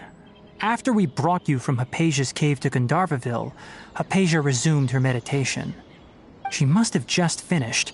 It's been nearly 3 days since she's had anything to eat, and it appears she's forgotten to prepare some rations. What? Well, obviously because this has happened before. Last time she drew 5 lines, and by the time we found her... Well, I'd prefer not to remember that. Needless to say, Hypatia's been through worse, but we should still get to her as quickly as possible. I've got some emergency rations set aside for times like these. Paimon, Traveler, could you two bring these to her? Wait, you want us to bring her the rations? But will the Traveler be okay if her cave is still filled with that funny incense? Let's find out. Here, Traveler, take a smell and see. So, how do you feel? Huh? Really? You're not feeling even a little drowsy? But wait, how'd you know that he'd be okay this time, Tainari? Back when we were clearing the Withering Zone, I observed that he could adeptly manipulate the Dendro element. I knew then that he would be fine. And if I may ask, when I was telling you two about Irminsol's ley lines, was what I described similar at all to what you saw while you were unconscious? That's correct. Those weren't hallucinations at all. Though I don't intend to apologize for deceiving you, because what you saw is of significant importance. Not just for the nation of Sumeru, but the entire world of Tevat. My forefathers were shown much favor by Greater Lord Rukkhadevata. We took an oath to protect this nation together with her. Now that that duty has fallen to me, it was part of my responsibilities to ascertain whether you could be entrusted with the fate of Sumeru. Now, after seeing you in action with my own eyes, you have earned my confidence, and I no longer feel the need to hide any secrets from you. When you passed out, your consciousness had connected directly with Irminsol. What you witnessed were actually real memories contained within Irminsol itself. I could try to tell you more, but it would be better if you went to ask Hypatia instead. Her That was because when you ran into her, she was in a special phase of her training. During that time, she must avoid communicating with others. Please, wait here for a moment.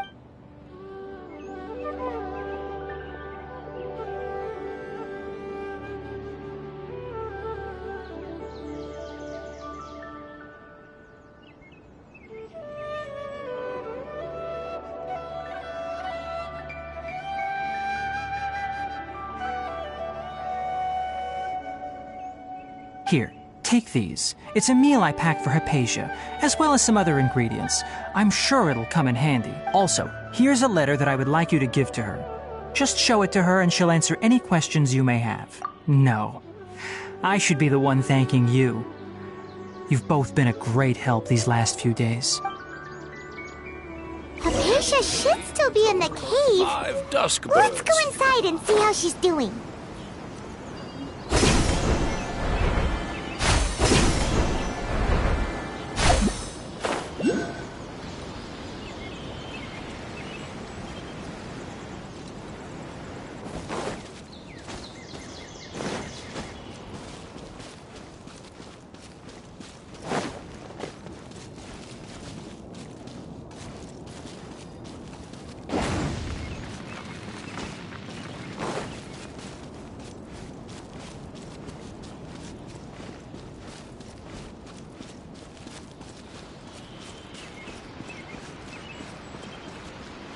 Hypatia should still be in the cave. Let's go inside and see how she's doing.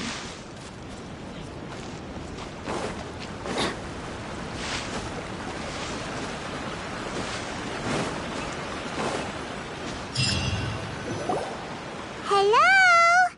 Hypatia? Hey, there's nobody here. Maybe she went out to look for some food. Let's try looking around the area.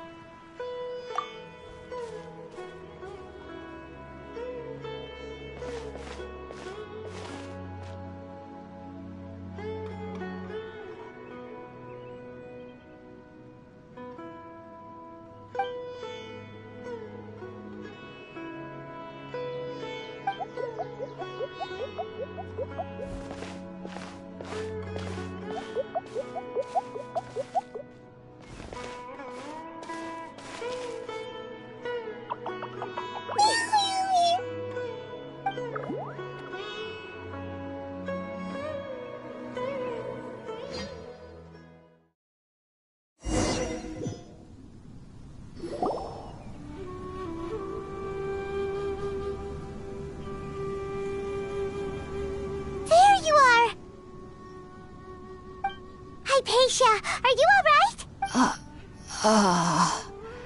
So hungry. There's no way we can get her to eat in her current condition. Huh? Wait, why does it look super foggy outside all of a sudden?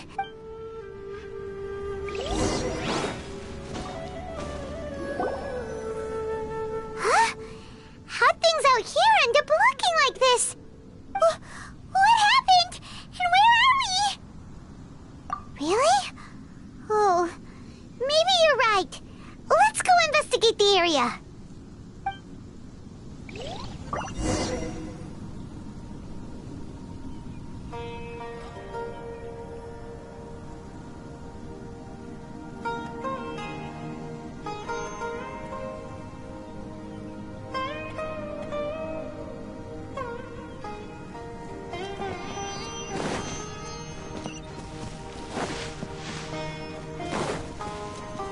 Adventure time!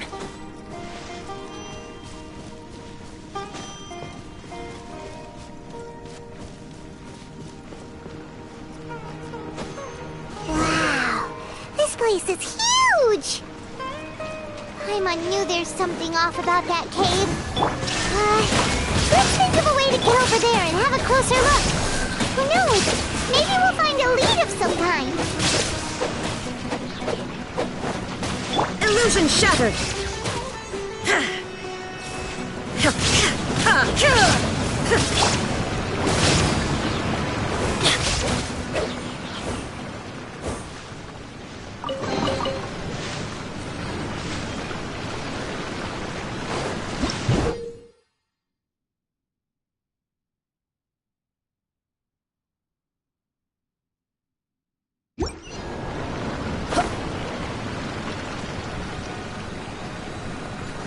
We go!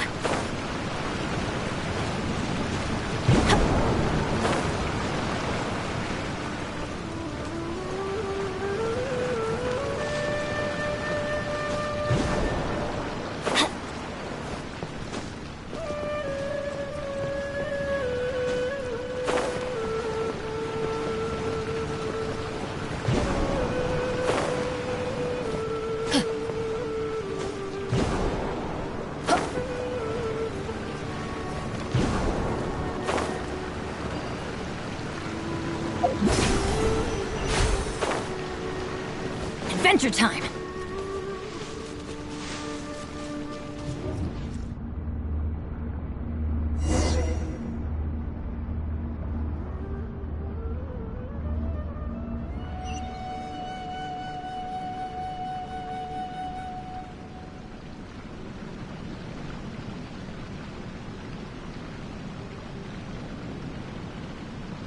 Oh, ow!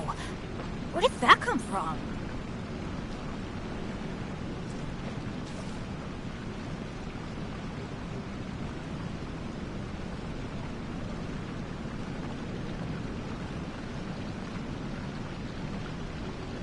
Benny's adventure team, assemble!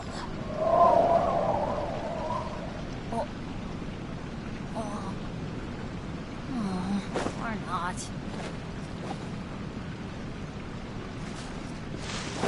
Huh? What happened just now? Why'd everything around us suddenly change?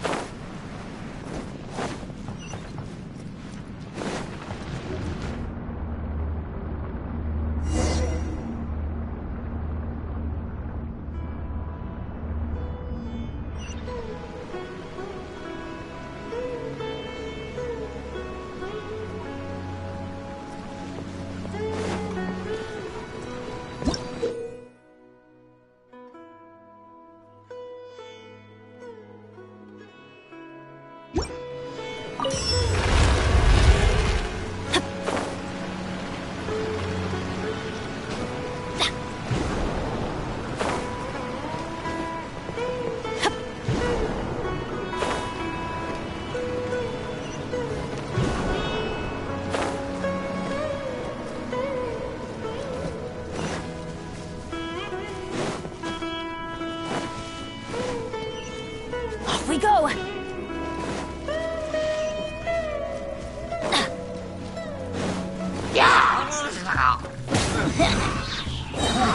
Teamwork is dreamwork!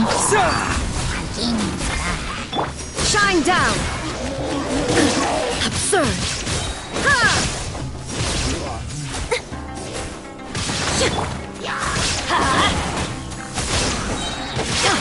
Illusion shattered! Everybody stand back!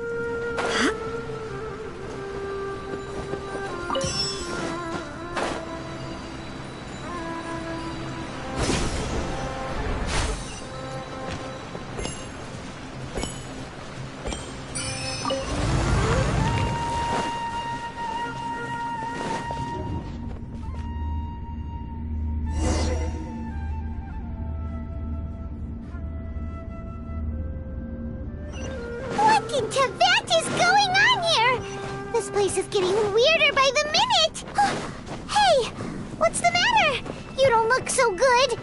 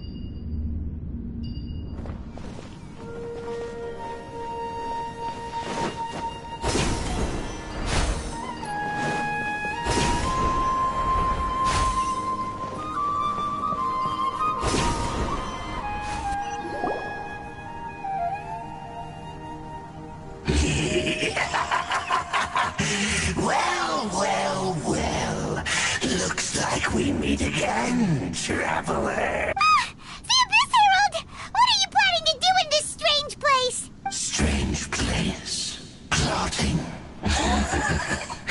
You needn't worry about such things. They don't concern you. Bow before the abyss. Shine down! Spring forth! Torn to oblivion!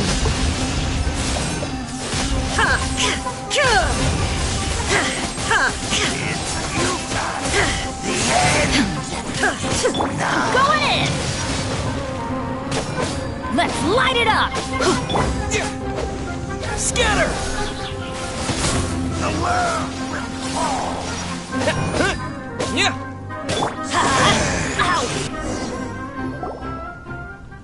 Huh? Why can't we beat this guy? Oh, Paimon doesn't get it! We faced others like him before! What's wrong this time? Traveler, though you may have managed to avert countless crises before, your good fortune was bound to end sooner or later. It's time you realize how weak and powerless you really are. Your sister. Oh, pitiful traveler. Are you really so ignorant? Or are you just living in complete denial? Her Highness has long since forsaken you. Your meager existence in her eyes is that of an annoying bug, only to be stepped upon. The bonds of love and family which drive you to find your sibling are utterly gone. Your journey is meaningless. But don't you fret now. Today will be your last. Now die!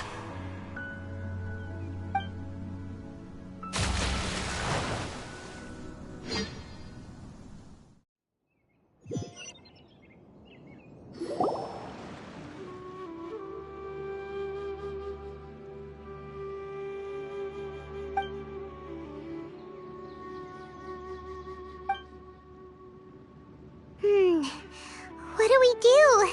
We haven't seen Hypatia anywhere out here. Oh, there she is! Quick, let's see how she's doing.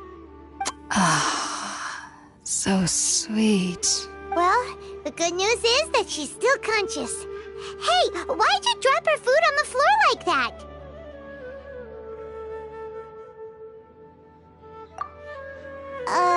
Are you okay?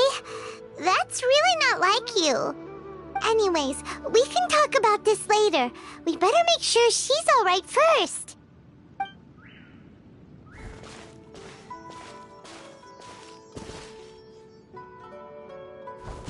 Whoa! Wait a sec. Look at all this fruit lying around her. We can put that to good use.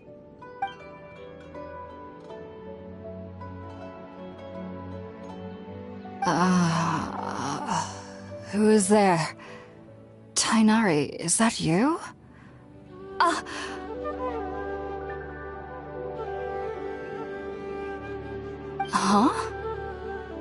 It's okay. You can relax, Hypatia. Tainari sent us here to bring you some food and water. Here, we have a letter that he asked us to give you.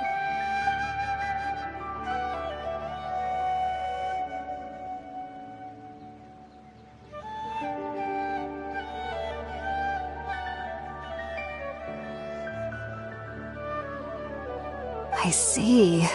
So, you're friends of Tainari. I apologize for all the trouble I've caused you. I'm grateful that you came so quickly to save me. You even brought all this fruit.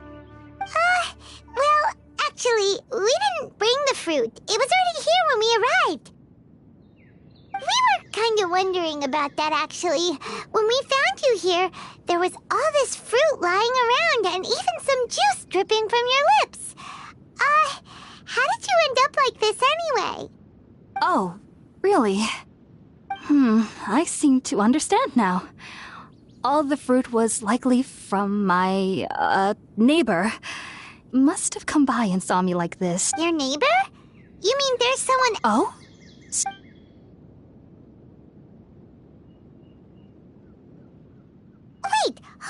second, Traveler. You say that before we arrived, you saw some mysterious creature and suddenly had a strange dream? Isn't that a little too crazy to believe? No, I actually do believe what the Traveler is saying. I myself had a similar experience once before and ended up scaring my timid little neighbor here. You needn't worry. They mean you no harm. They only dragged you into the dream because they hoped to buy themselves a little time in order to scurry away. So, Hypatia, just what kind of creature is your neighbor exactly? I'm not sure what it's called, to be honest. But I do know that they have some sort of deeper connection with the Dendro Archon. I know this because the first time I saw them was also the exact day my consciousness was able to form a connection with Irminsul. Even after I opened my eyes and stopped meditating, my heart was still pounding, and my mind was racing with all the knowledge that I had touched. And at that very moment, I suddenly noticed a small figure at the opening of the cave. In my curiosity, I began to walk over to the creature. They must have already been used to me living in the cave, because they didn't seem to mind me approaching them. They just kept doing whatever they were up to. It wasn't until I crouched down next to them that they suddenly realized that I could see them. Oh! And then? And then I had a dream. By the time I came to, they were nowhere to be seen. I was convinced they'd never show up again. But sure enough, I saw them nearby a few days later. And they weren't alone. I feel like they aren't as afraid of me as the first time I approached them. But I never would have expected them to save me. Yes, no doubt about that. By the way, Tighnari mentioned in his letter that you had questions for me regarding Irminsul. Sorry about that. Sounds like just drinking juice still isn't quite enough for my stomach. Well, if some, but alright, we're up, Traveler. Today's menu will feature sweet madame and a radish veggie soup. You'll love them, Hypatia. They're our specialties after all. Sounds good. I've never tried any dishes from other nations before. I certainly look forward to it. It's been so long since I've had a decent meal, too. To be honest, the last time had to be when Tighnari came to visit.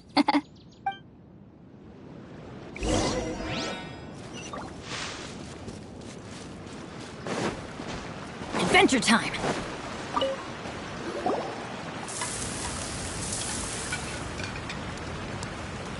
All done!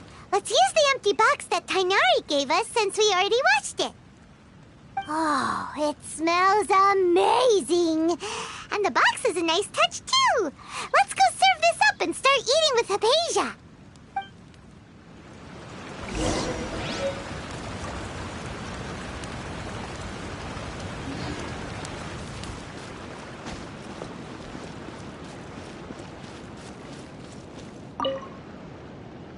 Are you already finished cooking? Smells delectable. I'm truly thankful whenever I can enjoy a proper meal like this. Cooking really isn't my forte.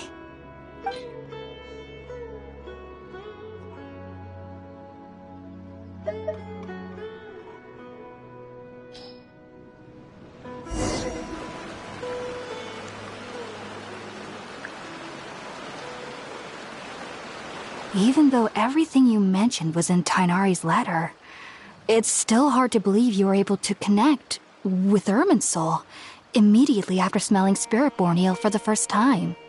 It took me nearly 3 years before I could do so. And everyone at the Academia even lauded me as a genius. You should know that some researchers spent their entire lives without ever successfully connecting with Irminsul as you have. So why does this incense allow people to connect to Irminsul? The ingredients used to make Spiritborn Ale primarily consist of plants created by Greater Lord Rukkhadevata. These special ingredients are conducive to heightening our senses to the Dendro Archon's power. Since the root of the Dendro Archon's power lies within Irminsul, we can occasionally tap into her powers to peer into the depths of the earth. Naturally, Anyone who can establish a connection with Irminsul in their first ever attempt must be a person of great understanding. Makes sense. But Paimon's got a question. Why was he sensitive to the smell of those plants for such a long time? That was primarily due to his body's unique constitution. Stimulated by the incense, he could perceive the Dendro Archon's power and experienced a sensory overload, hence the adverse reactions. Taking in any scent similar to the ingredients of Spiritborn Ale would cause adverse effects. Not to worry, though. It appears you've already fully recovered. Technically, your body should still be sensitive to the powers of the Dendro Archon, but unless you're using intentional meditation techniques, the scent of Spiritborn Ale should no longer trigger such reactions. Whew. Well, that's a relief. I must admit, I am quite envious of your abilities. Even if it meant suffering from pounding headaches for the rest of my life, I'd consider it worthwhile so long as I could connect with Irminsul at will. Whoa, you're really serious about this whole thing, aren't you? I am a researcher after all.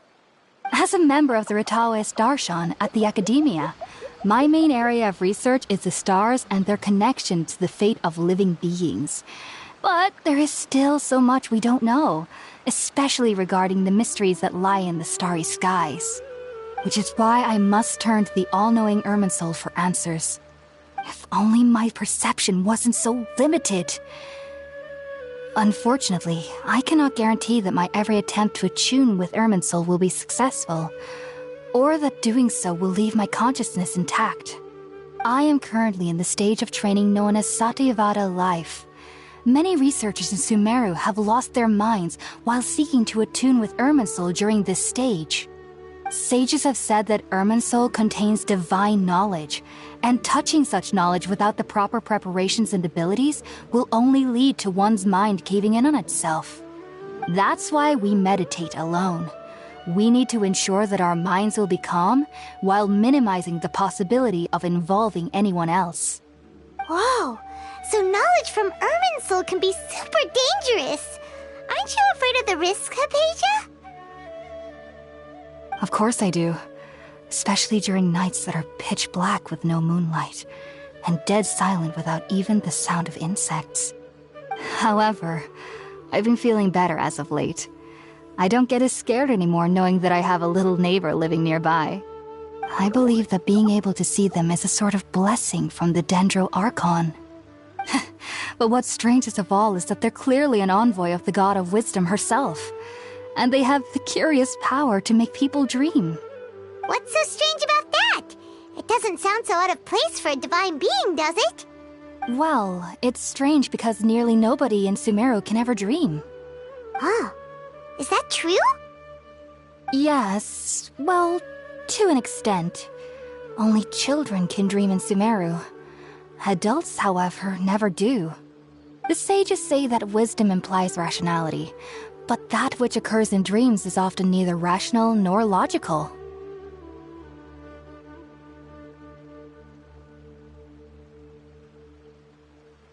Yes, if one struggles with anxieties, those emotions could influence their dreams. The fact that the people of Sumeru do not have dreams is seen as a blessing by the sages. They believe that Greater Lord Rukkhadevata, the god of wisdom, is keeping us away from the foolish delusions you encounter in your sleep. I was born into a family of scholars in Sumeru City. Ever since I was a child, my parents would always tell me that I'll know I've grown up once I stop dreaming. I studied hard, enrolled as a student in the academia, and went on to become a researcher. Sure enough, I never dreamed again. But then, on the day I scared the little Aranara, I suddenly saw a dream again. It was incredible. Though I don't exactly remember what I saw, I clearly recall the feeling. I suddenly felt like I was a child again. Back then, I was foolish and ignorant as any youth would be, but I was free of fear. Maybe dreaming isn't as bad as we've made it out to be. Just be sure not to speak of this if you travel to Sumeru City. They'll look at you as if you've lost your mind. So, do you have any thoughts about the things he saw when he connected with Irminsul? Sorry. I'm afraid I don't have any answers as of now. All I can say is that what you saw is a memory contained within Irminsul itself. World forget me. What could that possibly mean? If only I could ascend past Satyavada life and begin Paripurna life. I might have some more answers for you. If you two are ever in the area again, please be sure to come and see me. There's no need to be thanking me. You two are my saviors. Besides, I'm already looking forward to tasting some more of your cooking. Now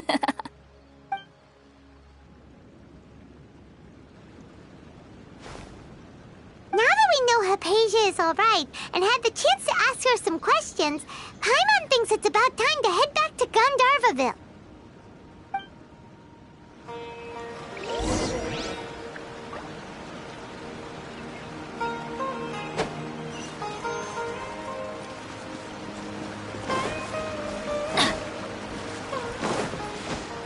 Adventure time!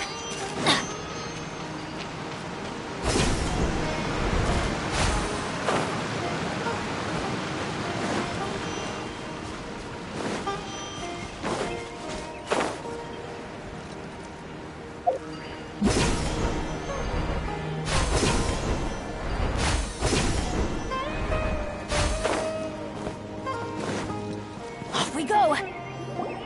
Think about it, Tainari. Refusing to join is tantamount to burying your head in the sand. I understand that you're a forest watcher and that it's your duty to combat the effects of withering zones. But isn't it evident that such work is not a lasting solution to the problem? As Sage Kage clearly stated, your presence and guidance in Sumeru City is pivotal in finding a cure for Irminsul. How could you possibly refuse?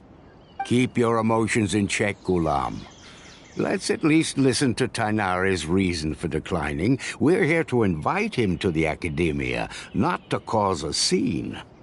Sage Kage, I am truly honored that you came here in person, but I'm afraid I must still decline your invitation.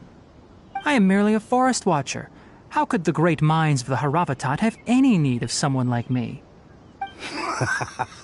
Well, it turns out that your refusal letter had some implications on your master's reputation. He is a renowned sage of the Immorta, after all. So now I've come here in his stead. I see. Huh. And I figured that given his temper, he would come here and berate me personally. Tainari, your master is an integral part of this effort, and now he requires your assistance. And what exactly does my master need of me, Sage Kage? You'll know once you've arrived in Sumeru City, that is. And how long will I be required to stay? There's no definite answer as of now.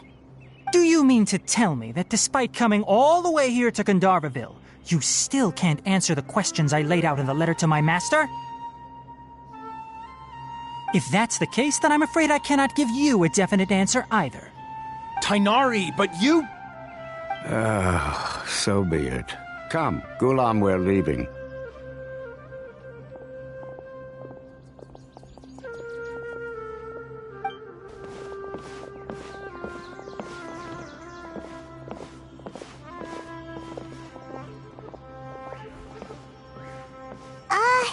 Tainari, what was that all about? It's nothing. Some people from the Academia wanted me to go to Sumeru City to assist them with a project, but I had to refuse on account of all my responsibilities here. But all that can wait. How did things go with Hypatia? It was quite the eventful trip, but the main thing is that she's safe and sound. She answered a bunch of questions for us, too. Very good. Now that the traveler has made a full recovery, there shouldn't be any reason for you to tarry here longer. I assume you will be heading to Sumeru City, correct? That's right! We want to meet Lesser Lord Kusanali and ask her for advice. Do you have any idea on how we can find her? Sorry. I'm afraid I don't have any advice for you there. Well, do you at least know anyone we can try asking in Sumeru City? Let me think. My trips to Sumeru City have been fairly short, and most of my acquaintances are researchers. How about this? I'll write you a letter of introduction that you can give to a researcher I know. He's from the Amurta Darshan and is adept at gathering information. Asking him might prove worthwhile. Also, when you enter Sumeru City, you'll probably end up receiving something like this item here. I'm not sure if it will ever come in handy for you, but maybe you can give it a try. Oh? What is it? It's called an Akasha Terminal. It's a tool produced by the Academia that utilizes the legacy of Greater Lord Rukadevata. Some say that this very item is the basis of Sumeru's reputation as the City of Wisdom. Needless to say, this device and its usage fall under the Academia's expertise, so I'll leave it to them to show you how to use it. Great! Next up, Sumeru City! That's right! Tainari, we have something important to say to Kale before we leave. Is she doing better now? Yes, she's doing much better. After being confined to her bed all this time, I thought a little walk would do her some good. Last I saw her, she was taking the path towards the North Crossing. She knew you two would be leaving soon, so she must have wanted to see you off. Thanks, Tainari. All right, let's go! Farewell, and good luck to you both. Adventure time!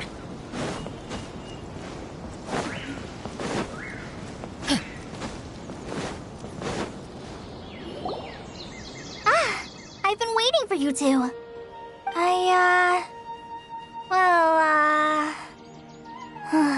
Never mind. I guess I should just wish you two a safe and successful journey. Thanks for waiting here just to see us off, Kale. We're headed to Sumeru City. Don't worry about me. I can take care of myself. My condition won't be getting in the way of my duties. I want to be a forest ranger after all.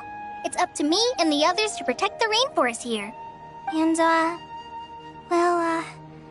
I'm sorry. I should have told you both about my condition when we first met. I just wanted you two to treat me as a normal friend, not some girl that needs your sympathy. But I guess now I understand that the most important thing is for friends to be genuine with one another.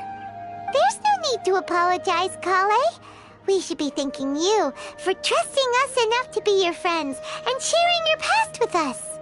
We're probably still gonna worry about your condition, but that's because we're friends and we care about you. Thank you. That means a lot. Before you leave, I have something for you. Oh? What is it? It's my recipe for pita pockets.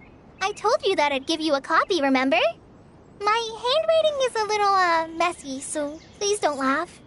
Yay! Thanks, Kale. Now we can eat those scrumptious little pitas whenever and wherever we like. I hope that whenever you eat them, you'll both remember your time here in Gandharvaville. Well then, I, trainee Forest Ranger Kale, bid you both farewell. Please visit Gandharvaville again. The Rangers will always be ready to assist you here.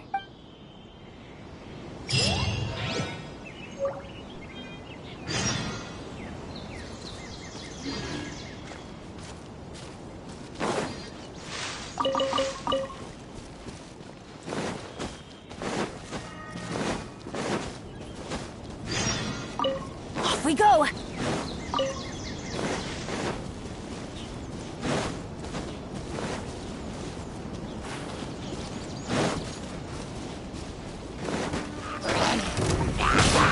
Propagate!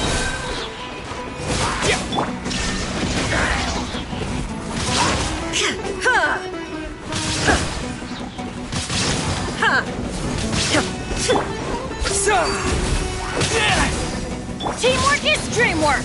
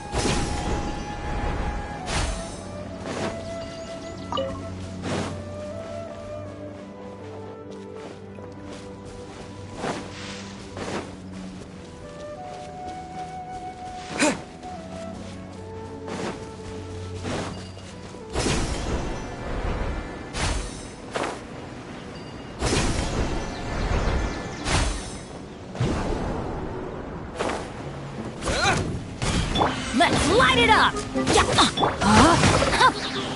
Rain cutter.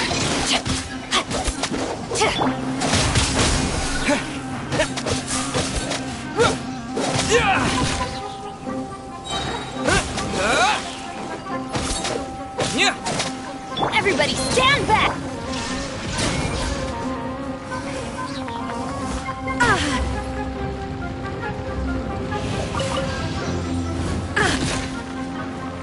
Now you shall perish! Ha!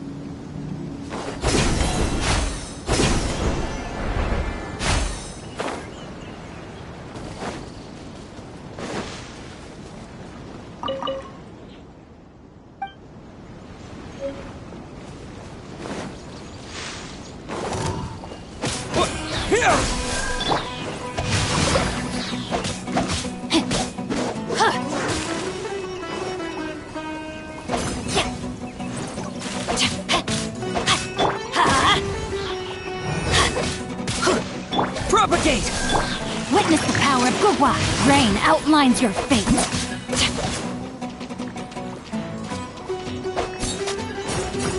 Body and mouth.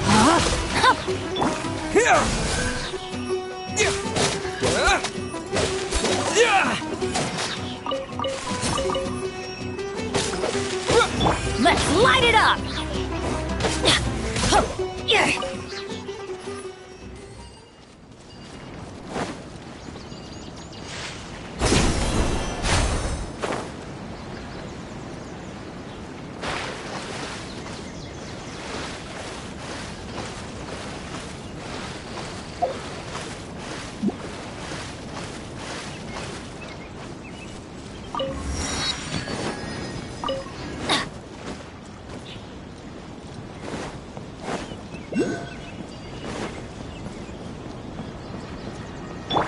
Scatter!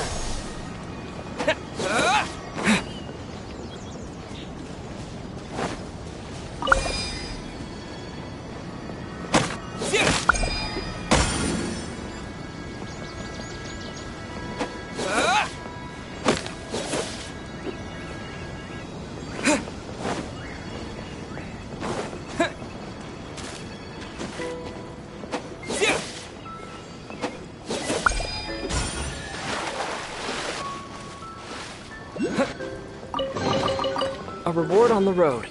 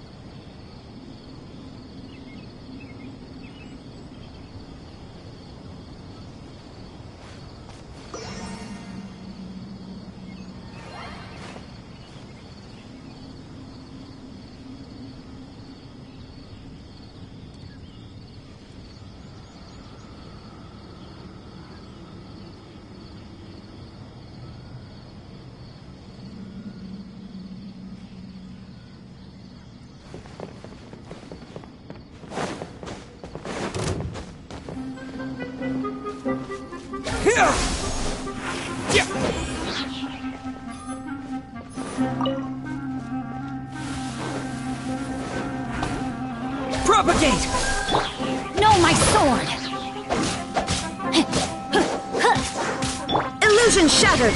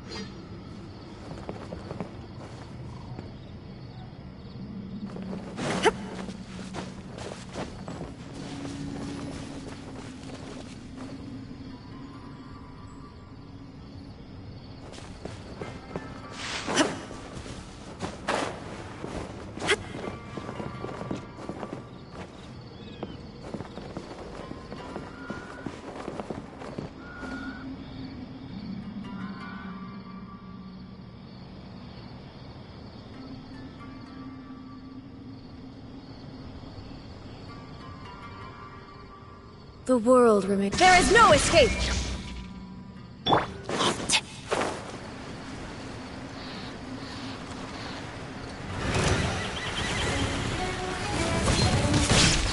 Germinate! I'm going in!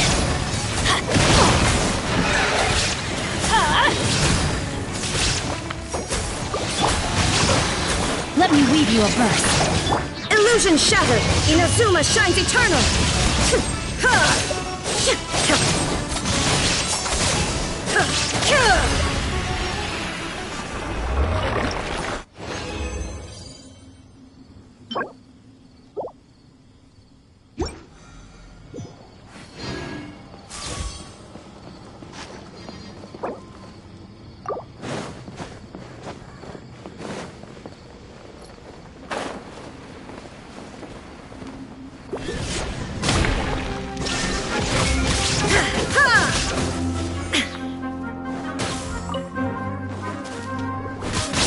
Everybody stand back!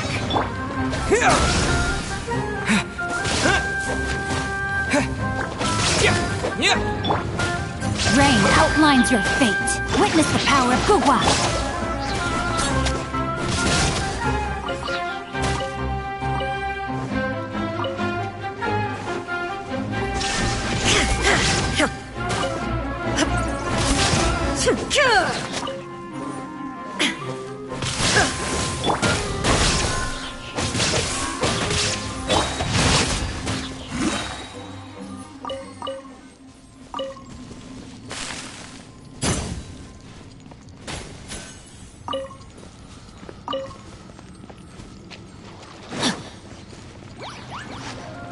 Rain cutter! No, my sword! Scatter!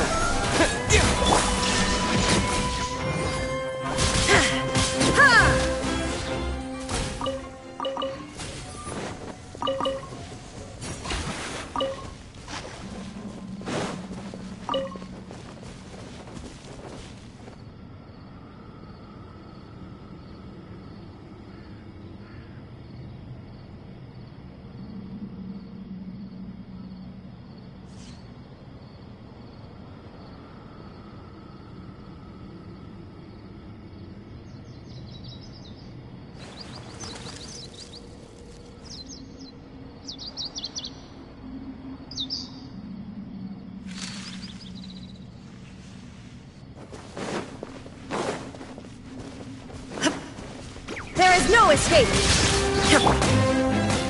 I'm going in! Propagate!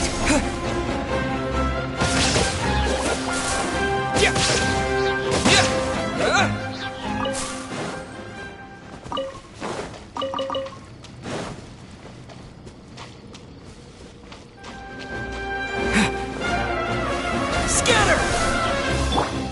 Shine down!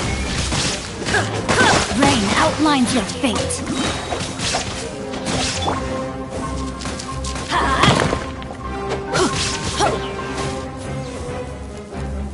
Get out of here!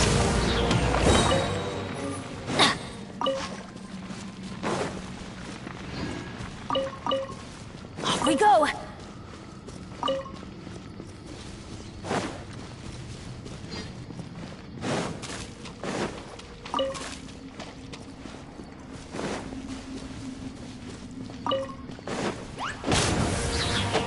Propagate!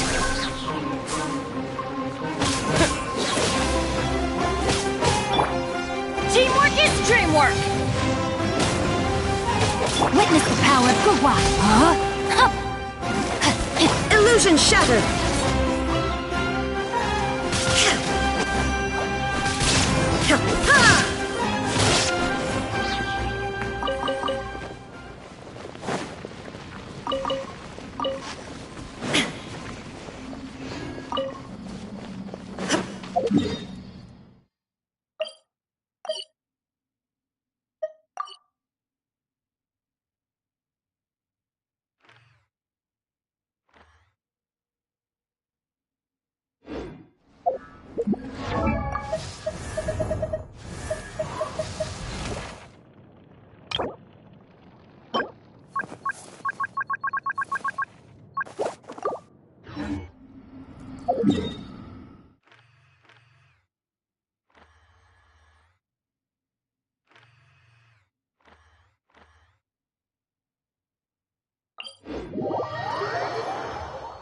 All the world holds dear is but a backdrop of constant motion.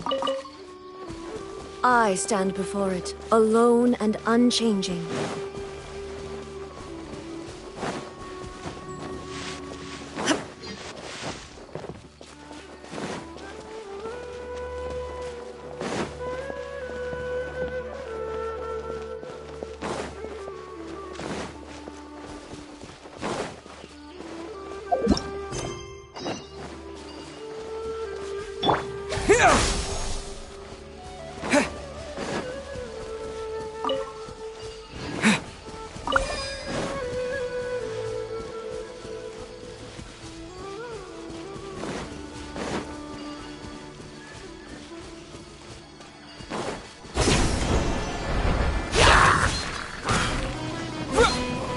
Spring forth!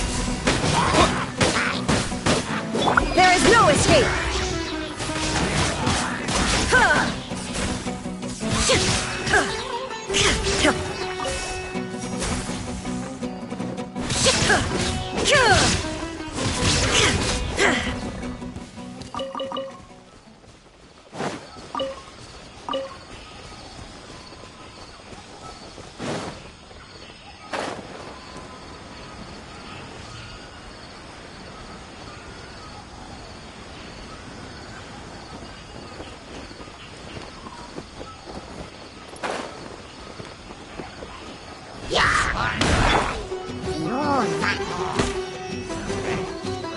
Propagate!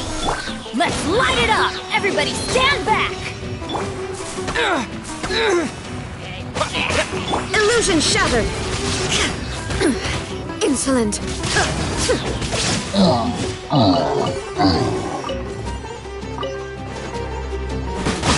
Shine down!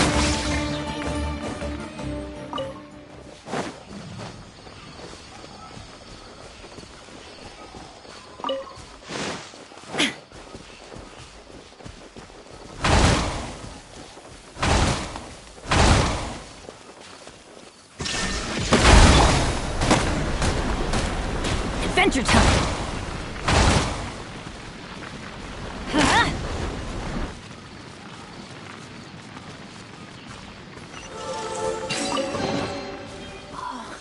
It's a miracle!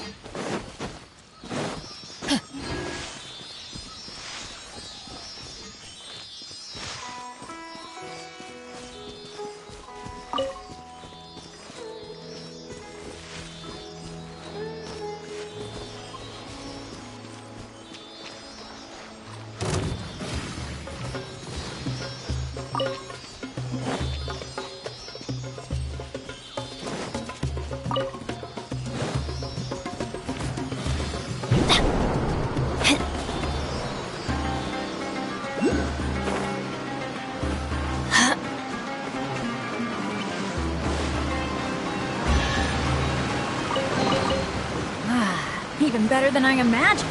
It's my lucky day.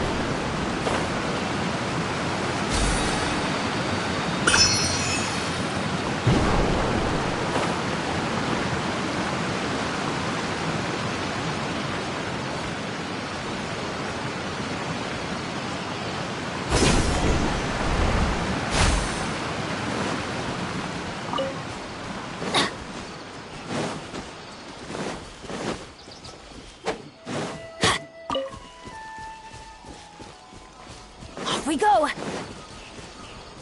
Adventure time! Yeah! Let's light it up!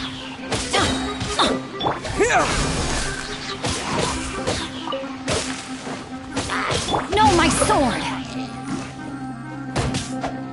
Rain cutter!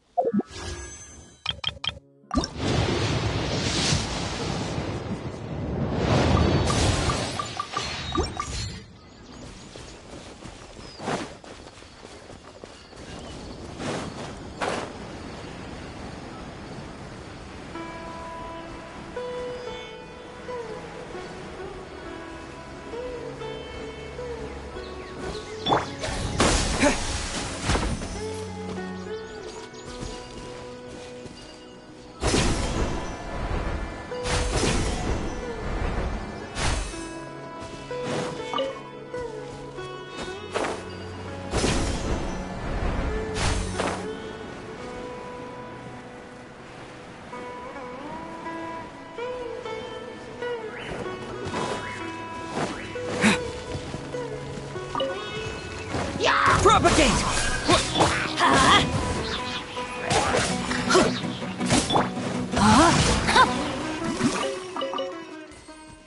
Time to act.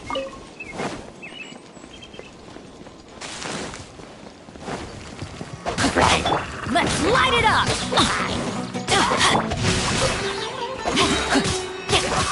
There is no escape!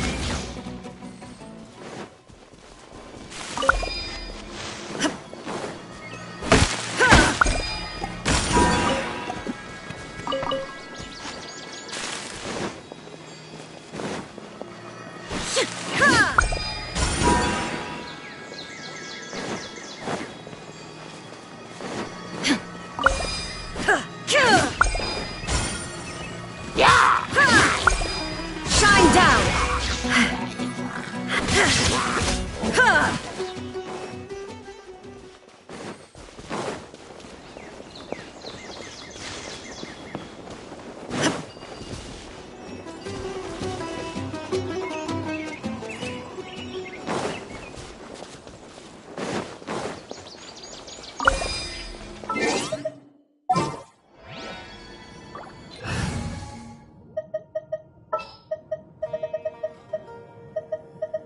Everything's ready. Let's go!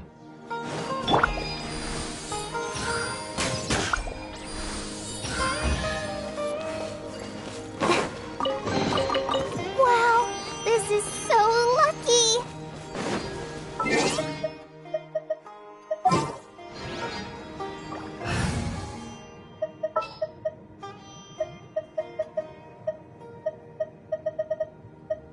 There's still a long...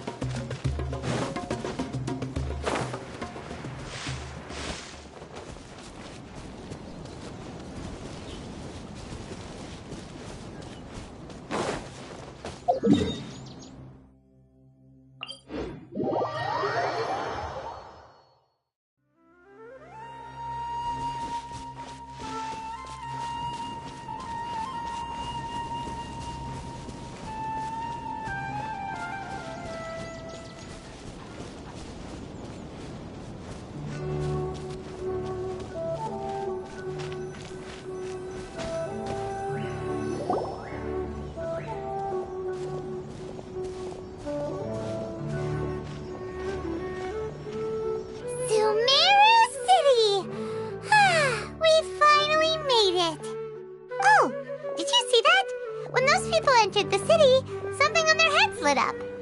One moment, please, you two. It appears this is your first time visiting Sumeru City. Oh, yeah, that's right. But how did you know that? Because there's currently no information on either of you in the Akasha. But no need to worry, that won't prevent you from entering the city. In fact, the Academia conveniently provides each traveler to Sumeru City with a device. Perhaps you two have heard of the Akasha before. It's our beloved Greater Lord Rukkhadevata's lasting legacy, a treasure trove of collected knowledge. After centuries of tireless research on the Akasha, the Academia created one of its most ingenious inventions, the Akasha Terminal. As long as you are within Sumeru's borders, you may use an Akasha Terminal to connect directly to the Akasha and access any knowledge you need. I should mention that due to technical limitations, the operation of Akasha Terminals will be much smoother and more effective in large cities such as Sumeru City and Port Ormos. Oh, so this is the thing that Tainari was telling us about. It sounds pretty amazing. You two are quite fortunate. Until recently, it was standard practice to only issue Akasha Terminals to outlanders who spent an extended amount of time in Sumeru. However, this policy was recently changed, and now all travelers are issued one upon arrival. Here are your Akasha Terminals. Please handle them with care. It kinda looks like a leaf. To activate it, simply hold it in your hand and say the following phrase to yourself. May the mighty God bless us with their voice of wisdom. Oh, since this little doodad lets you access knowledge, maybe we can use it to find a way to meet Lesser Lord Kusanali. Let's give it a try. Ahem. May the mighty God bless us with their voice of wisdom.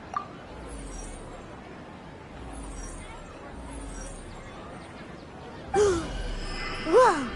Just now, something clicked, and Paimon suddenly knew how to use this thing. It seems all we need to do is concentrate on what we want to know, and bam! You get it. Oh, that'll come in real handy. Exactly. That is the power of the Akasha. And with that, let me officially welcome you both to Sumeru City. May the wisdom of the Dendro Archon always be your guide. Okay, now that we're in, we can check the Akasha about Lesser Lord Kusanali. Let Paimon try. 500 years ago, the sages found a newly born deity from within some scorched ruins. The deity now resides in the sanctuary of Suristana.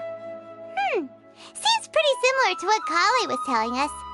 Okay, next, let's concentrate on asking how to meet her.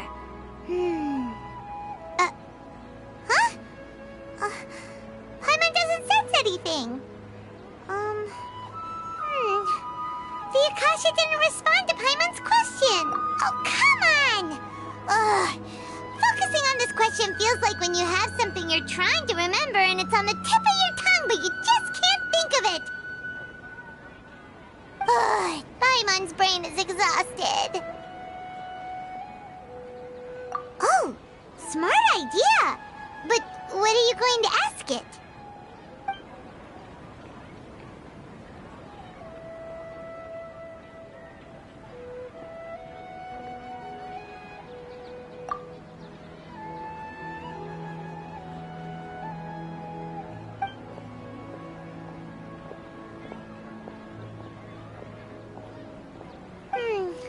You too? Well, glad it's not just Paimon.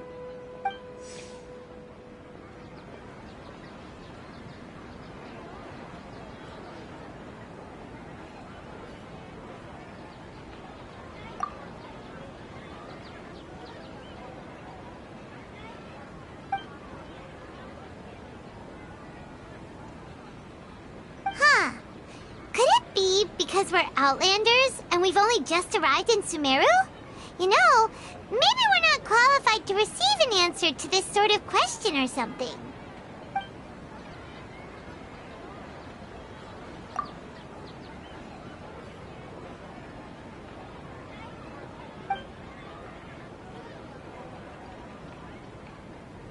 Uh-oh. Paimon's getting all teary-eyed all of a sudden. It feels like the people of Sumeru really missed their Archon. Well, seems no matter which way we try, we can't find anything that'll lead us to Lesser Lord Kusanali. Guess our only choice now is to try meeting with the researcher that Tainari recommended. He's from Sumeru and even has a position in the Academia. Maybe he'll be able to access more info from the Akasha. Let's see. Tainari wrote an address on the letter's envelope. Oh, it's not far from the city's gate. Let's head over and have a look. Hopefully he's at home.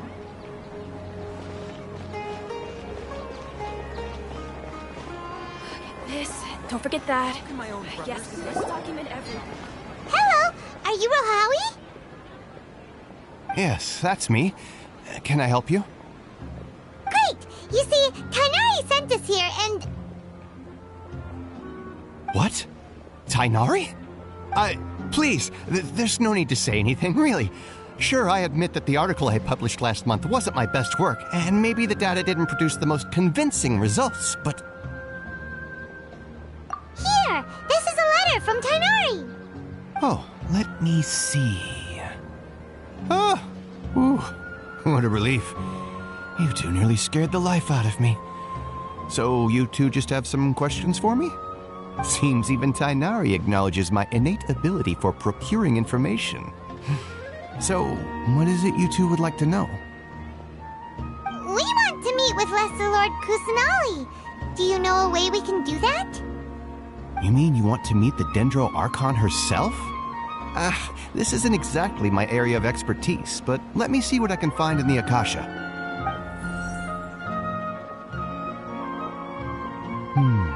Sorry, the Akasha didn't respond to my query. What? You too? But what about your abilities for getting information and all that?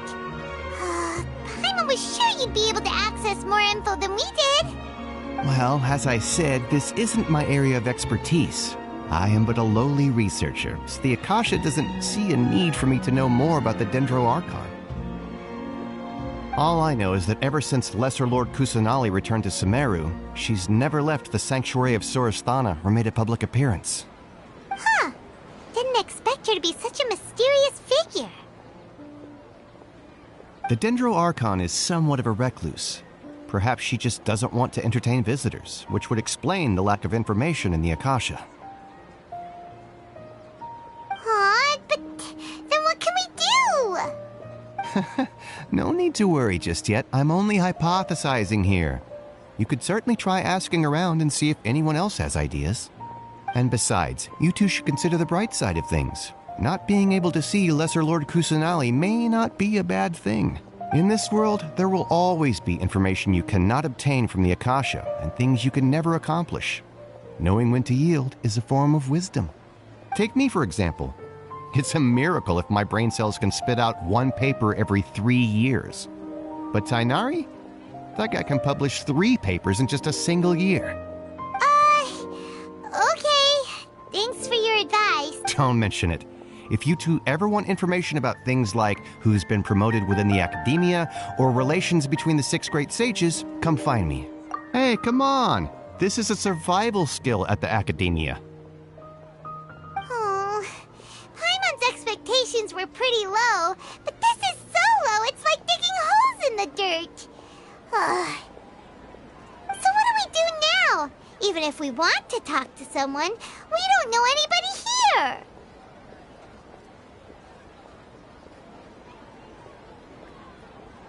Huh? Like who? Oh, you're right! Catherine! The Adventurers Guild has its own intel network. Let's hurry and find her.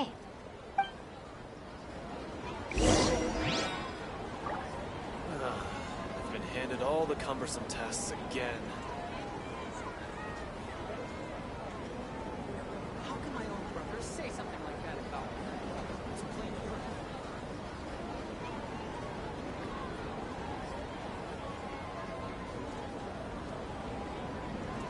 Watch out for this. Don't forget that. Yes, we must document everything.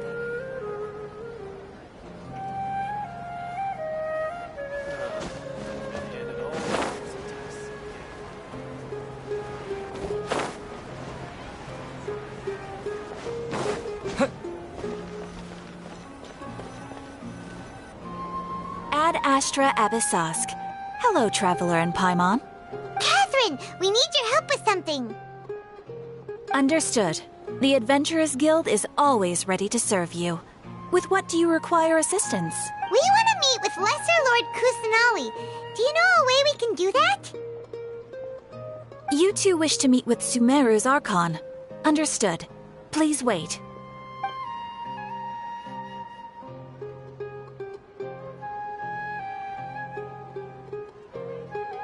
I apologize, but I am unable to call up any relevant information in the Akasha. I'm also unable to locate any pertinent information in my personal memory. Aww, another dead end. Well, if Catherine can't help us, then we really don't know anyone else to ask now. Please do not worry. I may know of someone who can help you two. In Sumeru, the Adventurers Guild does not serve as the vanguard of information. Rather, there are numerous active mercenary groups collectively known as the Eremites. They take on various contracts and work all across Sumeru, so they naturally accrue intelligence. An Eremite brigade called the Corps of 30 is in charge of Sumeru City's defenses. Not only are they the oldest brigade, but they are responsible for managing and coordinating the affairs of all other mercenary brigades. Corps of 30? What a weird name. Supposedly, they are named as such because their ranks numbered 30 at their inception. Asfand, an advisor with the Corps of 30, maintains good relations with the Adventurers Guild. Though he's already retired, he and his words carry great weight within mercenary circles. If you'd like to get in contact with him, you can find him at the Corps of 30's headquarters, the Citadel of Regzar.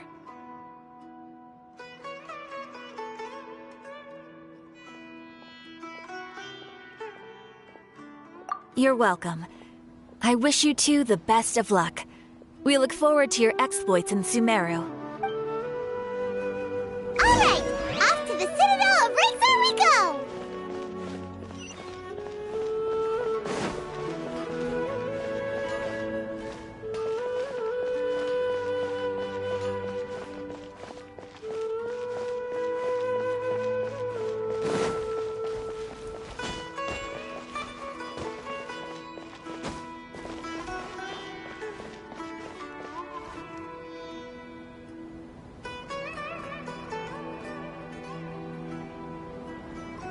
Welcome. The Adventurers Guild told me to expect you two. It's nice to meet you, Asfand. We'd like to ask you about something.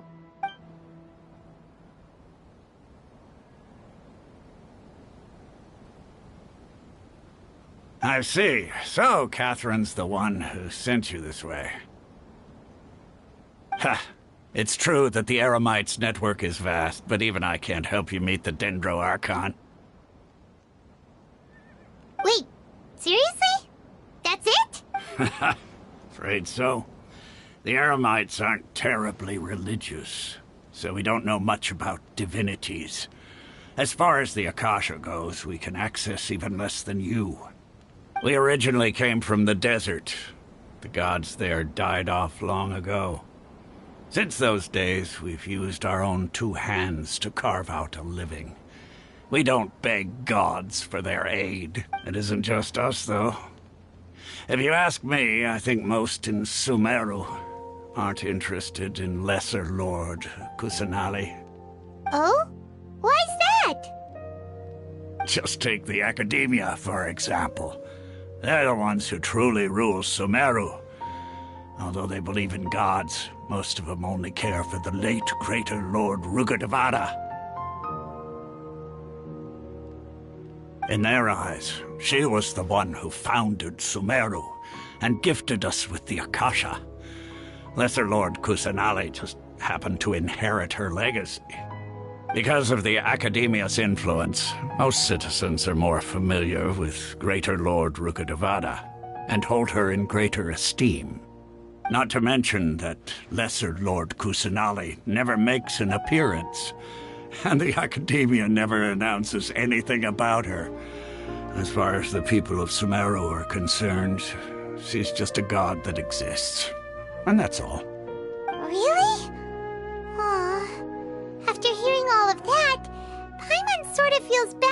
Lesser Lord Kusanali. Ha! But who knows? We're all just guessing when it comes down to it. Besides, I'm sure the God of Wisdom doesn't worry about her reputation among people like us. All right. Well, thanks for the info, Osfond. No problem. Always happy to help out the Adventurers Guild.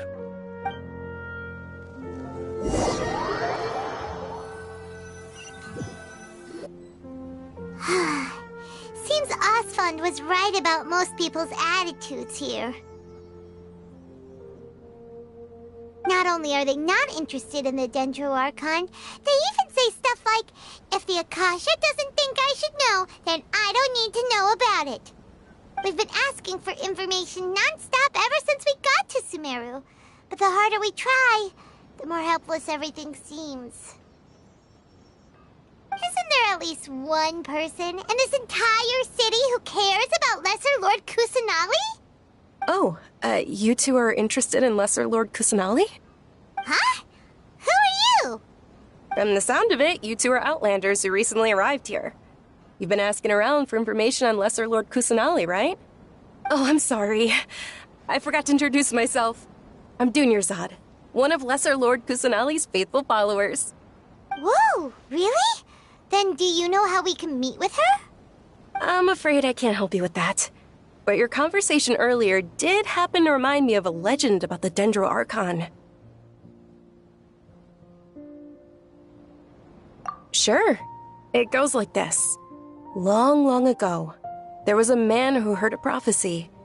It predicted that a great calamity was about to befall him. Panicked by what he heard, the man sought out the Dendro Archon in hopes that she would bless him with the wisdom to help him escape his predicament.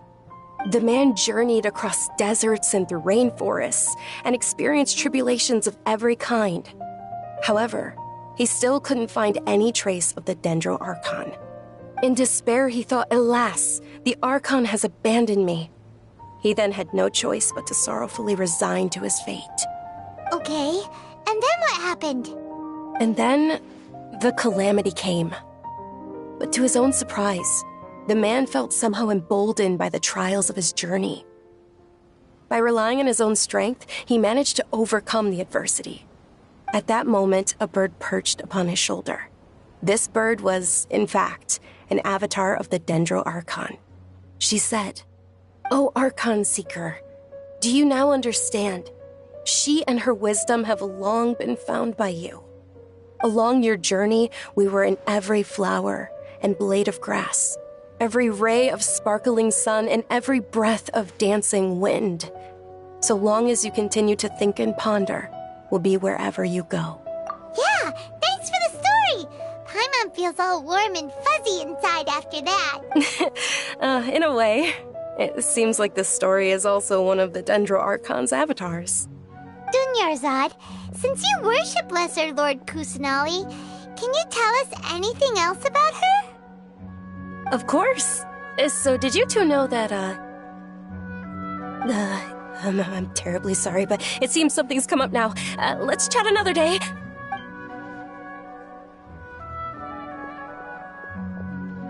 Hey, wait! What the heck just happened? It looks like they're searching for someone. Dunyarzad was acting super nervous just now. You think they're looking for her? This stinks! We finally managed to find a lead about Lesser Lord Kusanali! We can't let them get in the way now! Let's see if we can get rid of them. Then we can catch up with Dunyarzad! Hey, have you two seen a brown-haired girl wearing a purple top and a long blue dress? We're looking for her. Did she have bandages wrapped around her wrists? Yes, that's her. Did you see which direction she went? Yeah, she went that way. Quick, after her!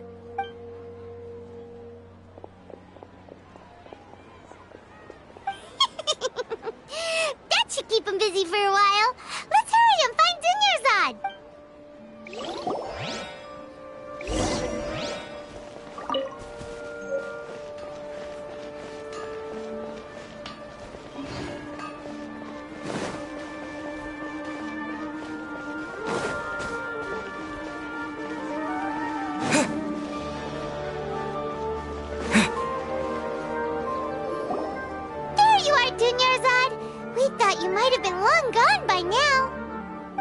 it's you two.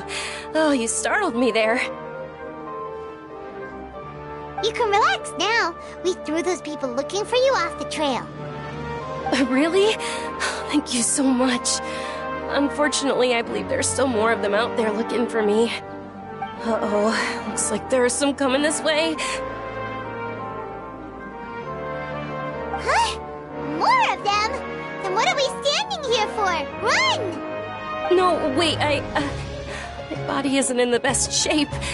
It's difficult for me to run. Okay, sounds good. There's a tavern on the other side of the port we can go to. They probably wouldn't expect me to hide in a place like that. All right, let's move out. Stay behind us. We'll keep an eye out for anyone looking for you.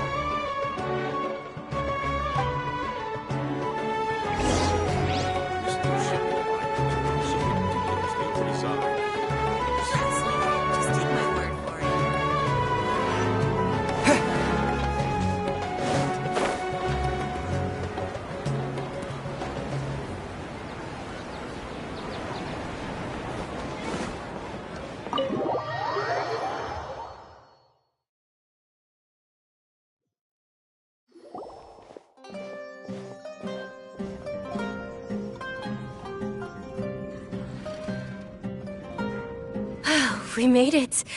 Oh, they shouldn't be able to find us now. Wait! Stand down, Dia!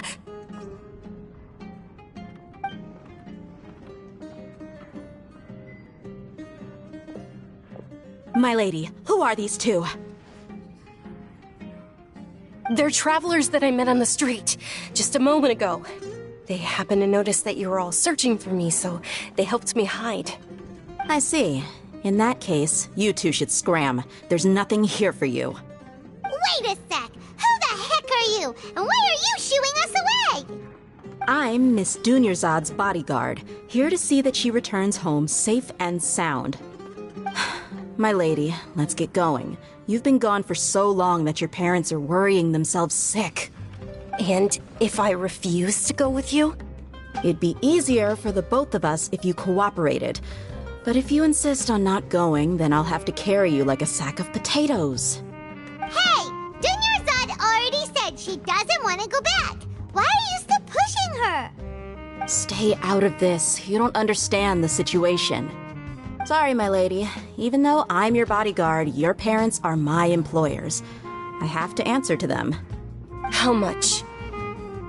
Wait, what? How much more do I have to pay you to become your employer? So you never listen to my parents ever again. Double? A triple? Give me some time and I'll get that much. My lady, this isn't about Mora. I don't know what you think of us Eremites, but let me say this. I like Mora, but I'll never go against my principles. That's why I'm here looking for you. Sure, it's an order from my employer, but my conscience was also telling me it's the right thing to do. And knowing your health, carelessly running around like this is gonna hurt ya. For the sake of those who love you, don't be stubborn. No, you're wrong. I'm aware of my limits, and I know what I'm doing. Honestly, the only people being stubborn right now are my parents. And they know perfectly well that it makes no difference if I'm at home or not. They still won't accept reality. And every time I bring this up, they just change the subject. Dia, you've been living with us a long time already. This should be old news to you. Dia, I know it hasn't been easy for Mother and Father, and I'm grateful for everything they've done for me. But there's someone else in this world I'm also grateful to. Because she saved me. The love I have for her is the same I have for my parents. This is my life and my last chance. So I want to do something meaningful.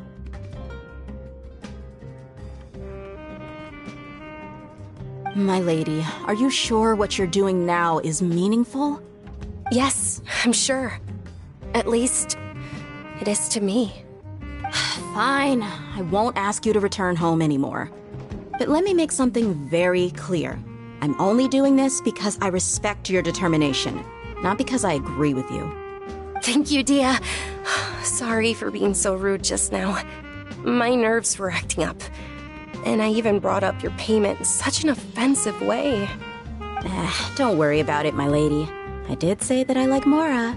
Besides, that's our next topic of conversation. Today's little excursion caused such a ruckus that every single bodyguard at the estate was deployed. It wouldn't be easy to hide things from your old man. Since this definitely won't be your last escapade, here's a little tip. You should at least make it look like your room and things are still in order when you leave. Also, you'll need someone to cover you for when you're out and about. So, I'll let you hire me, my lady. This way, everyone wins. As for the pay, let's say half of what your father pays me. We can settle the bill when we return to the estate. Okay, deal. Yay! Looks like they've reached an understanding. I'm fine, really. I just feel a little tired now that things have calmed down. My lady, stop trying to look tough. We're already in a tavern, so let's rest up and grab some grub. I'm sorry for worrying you two. If you don't mind, I'd like for you to join us. Sure! After you rest up, we want to hear more about Lesser Lord Kusanali.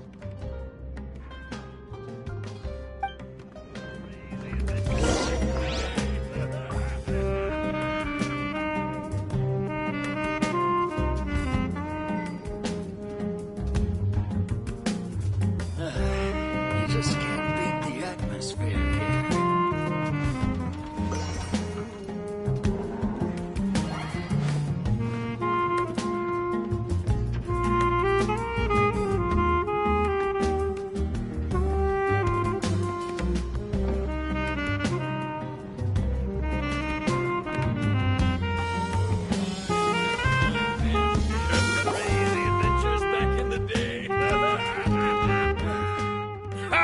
Well, if it isn't Dia.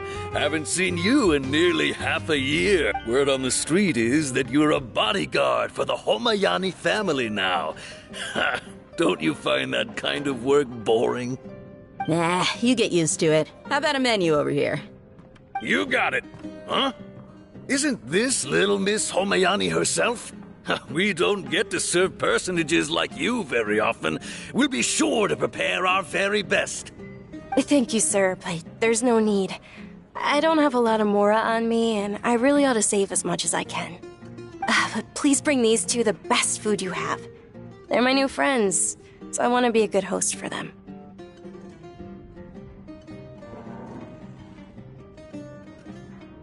Yeah, we're already super grateful for everything you told us about Lesser Lord Kusanali. How about our coconut charcoal cakes? They're our signature snack, and they run cheap. Look, other customers over there are eating some now. They look kind of burnt and dry. Paimon will pass.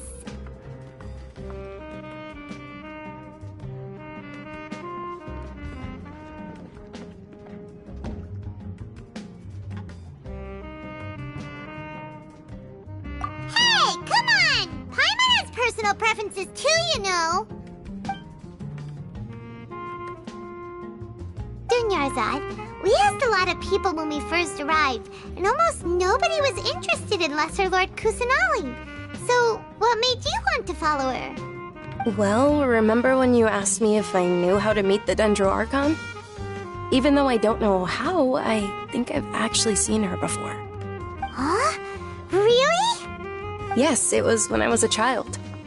At the time, my illness had kept me bedridden for the better part of a year. I was stuck inside and couldn't make any friends, and my parents did their best to find treatments for me. But even then, the Akasha didn't have any helpful information.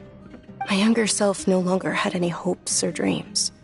One flare-up was so bad that I was in a semi-conscious state for several days. Then one night, I woke up alone in my room. I was terrified. My body was paralyzed. Even if I cried, there was no sound. At that moment, an ethereal voice spoke in my mind. Dunyarzad, don't be scared. You don't have to cry. Dunyarzad, don't be scared. You don't have to cry.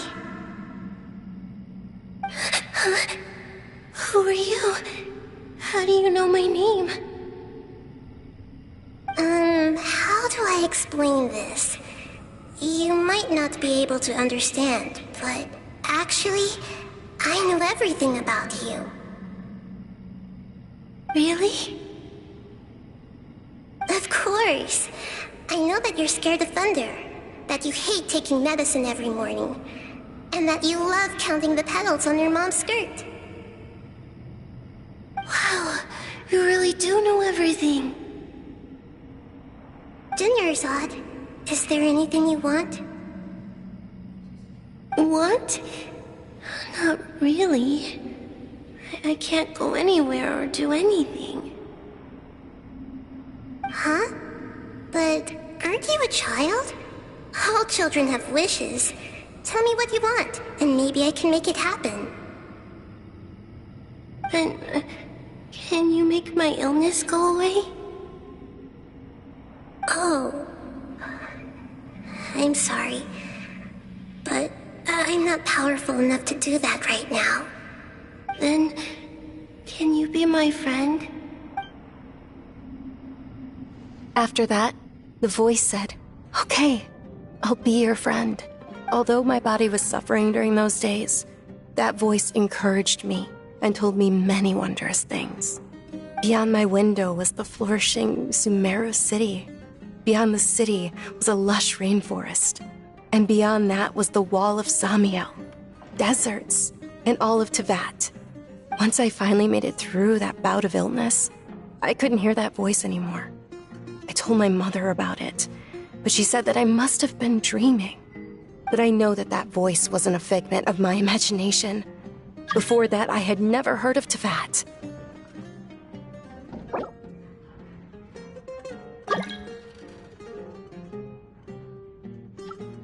Yes, for sure. If it weren't for that voice, I would have never grown curious about the outside world, nor would I have learned how to read and enjoy so many books. That voice sparked a desire for wisdom. It had to have been the Dendro Archon. I've been hoping for a chance to repay her kindness.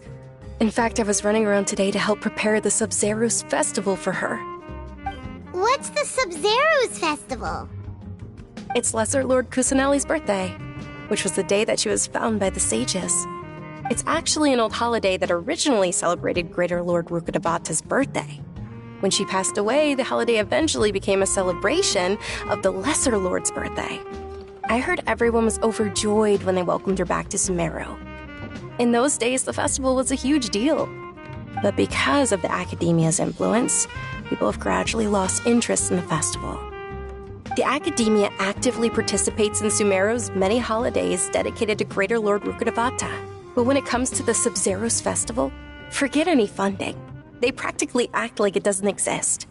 Maybe they see Lesser Lord Kusanali's birth as confirmation of Greater Lord Rukkhadevata's death, so they're reluctant to celebrate it. Aww, but that's awful. It is. It's absolutely terrible. Sure, the Greater Lord founded Sumeru, but hasn't Lesser Lord Kusanali been the one quietly protecting us for the past few hundred years? Just remember that we're still out in public. Don't get too carried away now. I know that people over by the Grand Bazaar still hold the Sub-Zerus festival to this day. But I hadn't met any of them before, so I was never able to contribute. But recently, I made a friend there who also follows Lesser Lord Kusanali. I gave her my savings because I want her to throw a wonderful festival this year. That's the least I could do for Lesser Lord Kusanali. Hold on, my lady. Does this friend happen to be Nilu, the one who sends flowers to the estate? Yes, that's her. I saw her leaving the other day with a nervous look on her face. It seemed like she was hiding something in her arms. Did you give her something? Yes. Initially, I didn't have much Mora prepared, so I had Nilu sell one of my skirts. I've agreed with Nilu to meet up at the Grand Bazaar today and see how things are coming along. Dia, would you accompany me? Sure. That's quite the trip, though. I'll carry you. No, that would be too much, even for you. You might as well just accept the lift. If I let you walk, who knows how long it'll take us. And if anything happens to you, then I'd really never hear the end of it from your father.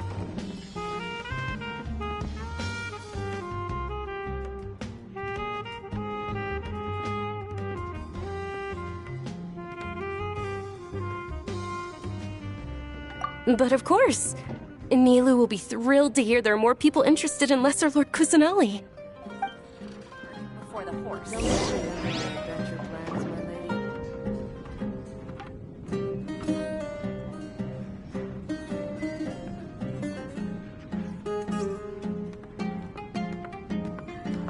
Well, your perspective is just tunnel visioning.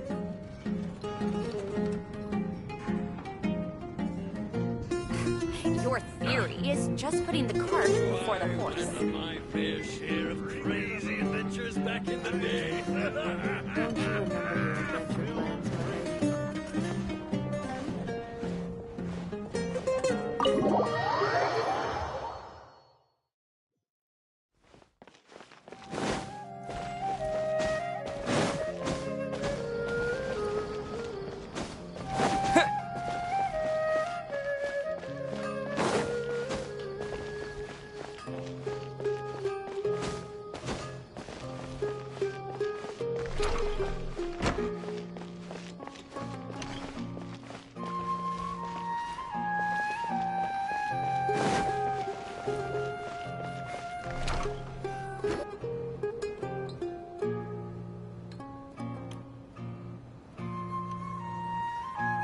I've got great food and great drinks that Sorry I'm late, Nilu. Oh, Dunyarzad. It was taking you so long that I assumed you got trapped at home, but you made it in the end. Uh-oh. But if Dia's here, that means you got caught, right? You could say that, but everything worked out. She's on our side now. Not completely. Oh, and who are these two? Oh, meet the Traveler and Paimon, my two newest friends. They're visitors who just arrived at Sumeru City and are looking for information on Lesser Lord Kusanali. So you're followers from another land? That's wonderful. You two absolutely mustn't miss the Sub-Zerus festival.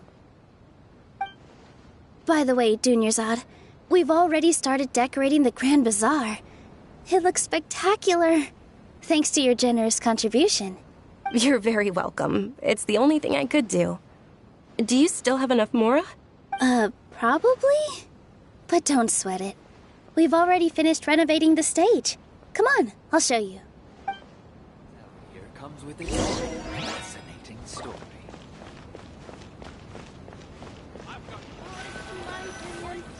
Shoots is the best. Wow! This place is amazing! Not bad. Last time I was here, the stairs were full of holes. The stairs were nothing. A little while ago, we discovered that the tree above the stage had a huge chunk of bark ready to fall off. Mr. Zubair was worried sick. We reported it to the academia many times, but they never sent anyone to deal with it. We didn't want anything bad happening, so we were going to cancel all the stage performances.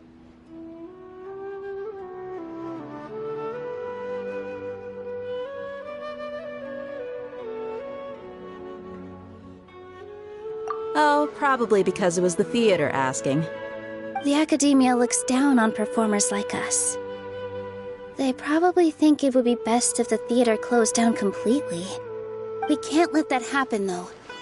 Not only would everyone involved in the theater go hungry, but then we wouldn't be able to hold the Sub-Zerus festival anymore. Thank the Dendra Archon for Dunyarzad.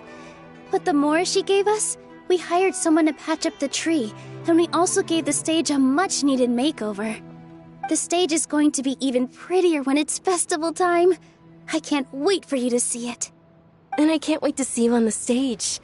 You've been practicing so long already. It's almost time for your dream to become reality. It's our dream. I'll do my best for the two of us. Nilu, what are you gonna be doing at the festival? She'll be dancing the dance of Sub-Zerus, the most important performance at the Sub-Zerus festival. Dunyarzad, have you told them the origin of this holiday? I only told them about the Greater Lord and Lesser Lord so far. Okay, then I'll tell you two about how this holiday came to be. According to legend, The Sabzeruz festival was originally the Goddess of Flowers' birthday celebration for the Greater Lord. A long, long time ago, on one of Greater Lord Rukkhadevata's birthdays, her friends threw her a celebratory banquet. Some of the gods got drunk. One started playing music, and the Greater Lord started singing, so the Goddess of Flowers began to dance. As she danced upon the grass, countless beautiful parisaras began to bloom wherever she stepped. Those brilliant purple flowers became her dazzling stage. All the gods clamored, "Oh, if only time could stop at this very moment."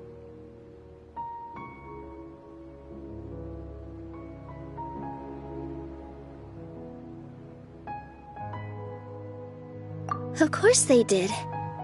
When people mention the gods, they always think of the Archon War. But Sumeru's gods also had happy times. Although they aren't around anymore, they're preserved in our tradition of dance. This outfit I'm wearing is apparently based on how the Goddess of Flowers looked. Though we're just tiny people compared to the divine, we still have to do our best to make sure that the birthday girl feels loved on her special day. Nilu, you of all people will definitely be able to convey our well wishes to the Dendro Archon. I also noticed that you went the extra mile and scattered Padisaras around the stage. They symbolize the Goddess of Flowers, after all. It's just a shame that all the real Padisaras went extinct after her death. Yeah. The Greater Lord brought forth Padisaras in memory of the Goddess of Flowers. But she ultimately could never truly replicate that beautiful purple. Thinking about the Goddess of Flowers dance makes me wish I could have seen it. If my stage were anything like that, I'd be thrilled if I had just 2 real Padisaras on the stage. So, Traveler and Paimon, what do you think? Interested in the Sabzeruz festival? Will you two be coming? All of Lesser Lord Kusanali's followers will be there for her birthday. It'll be a good opportunity for you to learn more about her. Ooh, Paimon thinks that's a great idea!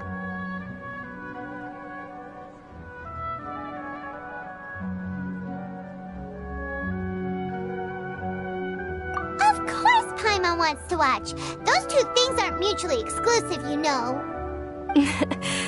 So how about we all attend the Sabzeruz festival together? Dunyarzad, let me show you which stage decorations we've picked out so far. Traveler and Paimon, if that doesn't sound interesting to you, then feel free to explore the area. Everyone at the Grand Bazaar loves Lesser Lord Kusanali, and we're all looking forward to the Sabzeruz festival. In that case, we'll take a look around.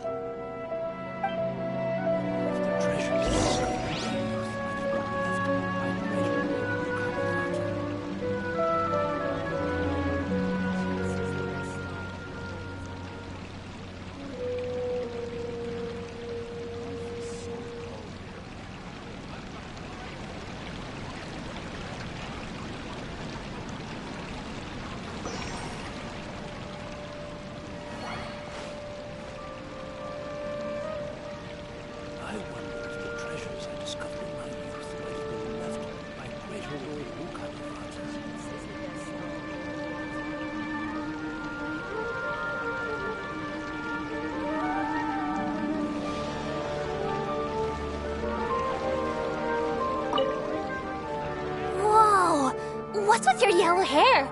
And why do your clothes look so funny? Are you an Outlander? Did you know that the Sabzeruz festival is about to happen?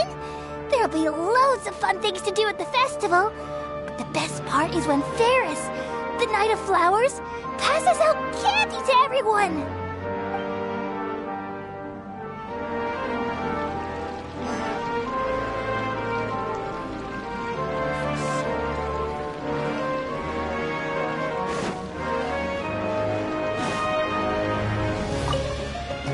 Nilu, your outfit looks amazing. There's also something different about you from when we first met up. I thought I'd add a little extra pizzazz to my dress for the festival. See? Wow, did you sew all that yourself? Uh-huh. Sewing is a fundamental skill for everyone in the theater company because we make all our own costumes. Did you know that Mr. Zubair not only can make costumes, but props too? I've noticed that you can't keep your eyes off that crown over there. Would you like to try it on? May I? Of course. The legends say that the goddess of flowers had beautiful horns on her head, so this crown was made to reflect that. Dunyarzad, you look absolutely stunning with it on.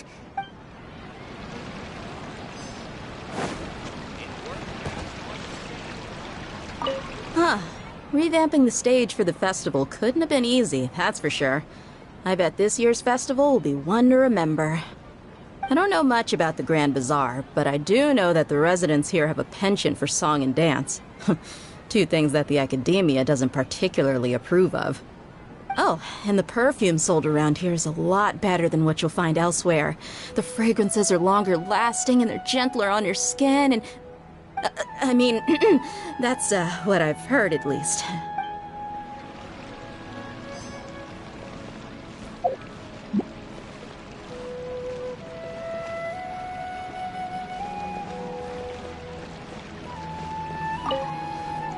Things are really shaping up, and there's a buzz around the festival this year.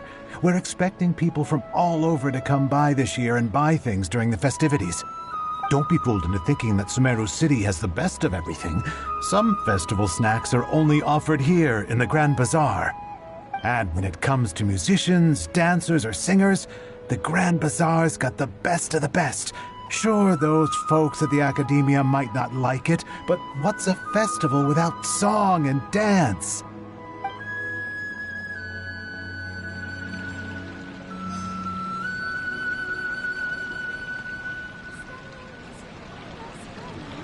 I wonder if the treasures I discovered in my youth might have been left by Greater Lord Ruka Devata.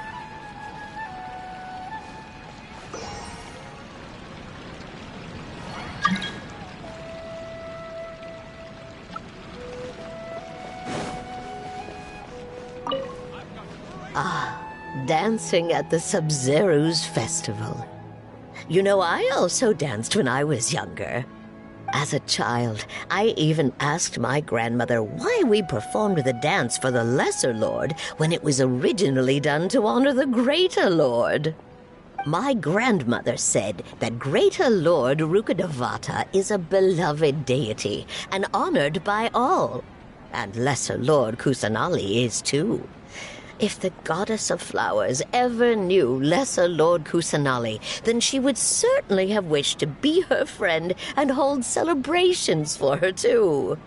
The Sub-Zero's festival has been losing its appeal over the years.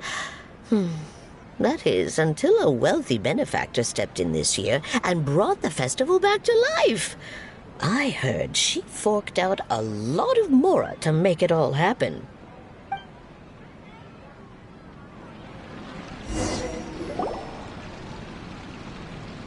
Hey!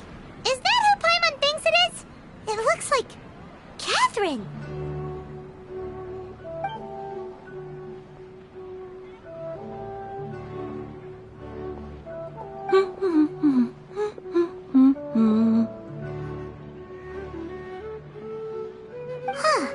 Come to think of it, Paimon's only ever seen her behind the counter at the Adventurers Guild.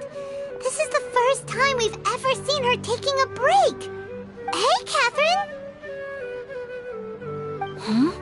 Oh, hey! It's the Traveler and Paimon! What's shaken? Whoa! Break time Catherine sure sounds a lot less formal than usual. Paimon was still waiting for her to say Ad Astra Abyssosque. Sure. Standing behind the counter at the Adventurers Guild doesn't require any complicated functions.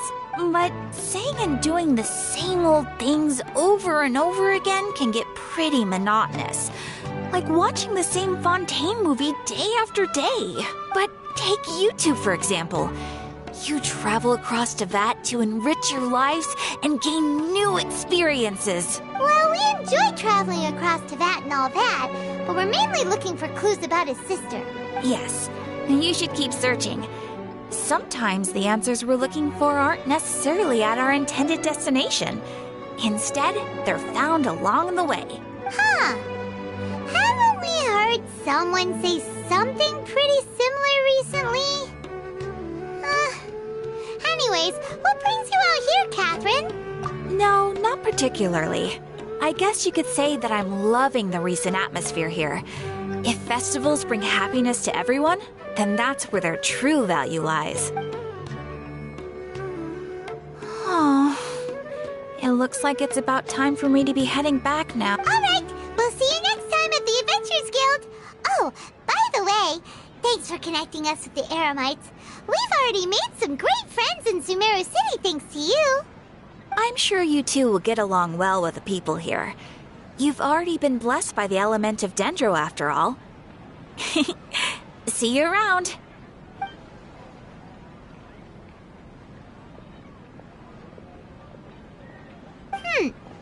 There's something really different about Catherine today. Hey, Traveler. Paimon.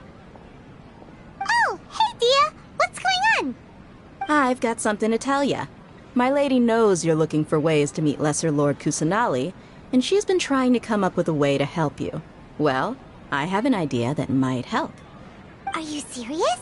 We'd love that! It might not necessarily pan out, so don't get your hopes up too much. I'll need to take you two somewhere and ask someone some questions. My lady is feeling a little worn out at the moment. Nilu's found a place for her to rest. After I take my lady home, let's meet in front of the Citadel of Regzar. Sounds like a... Let's head over to the Citadel of Regzar and wait for Dia.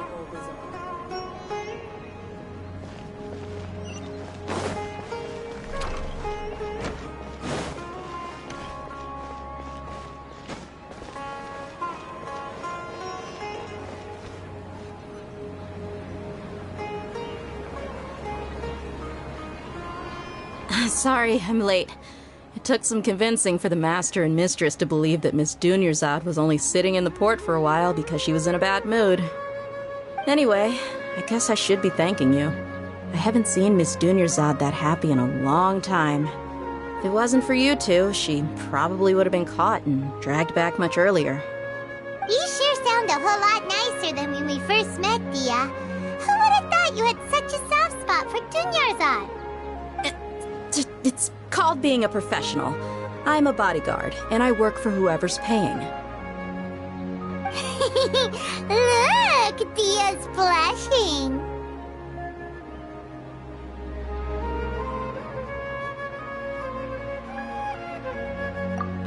Listen, you two. I don't expect to be working for Miss Dunyarzad very long, but I hope to finish things on a positive note if possible. Let's cut the chit-chat and head into the Citadel. We'll see if the person I know has a way for you two to meet with the Lesser Lord.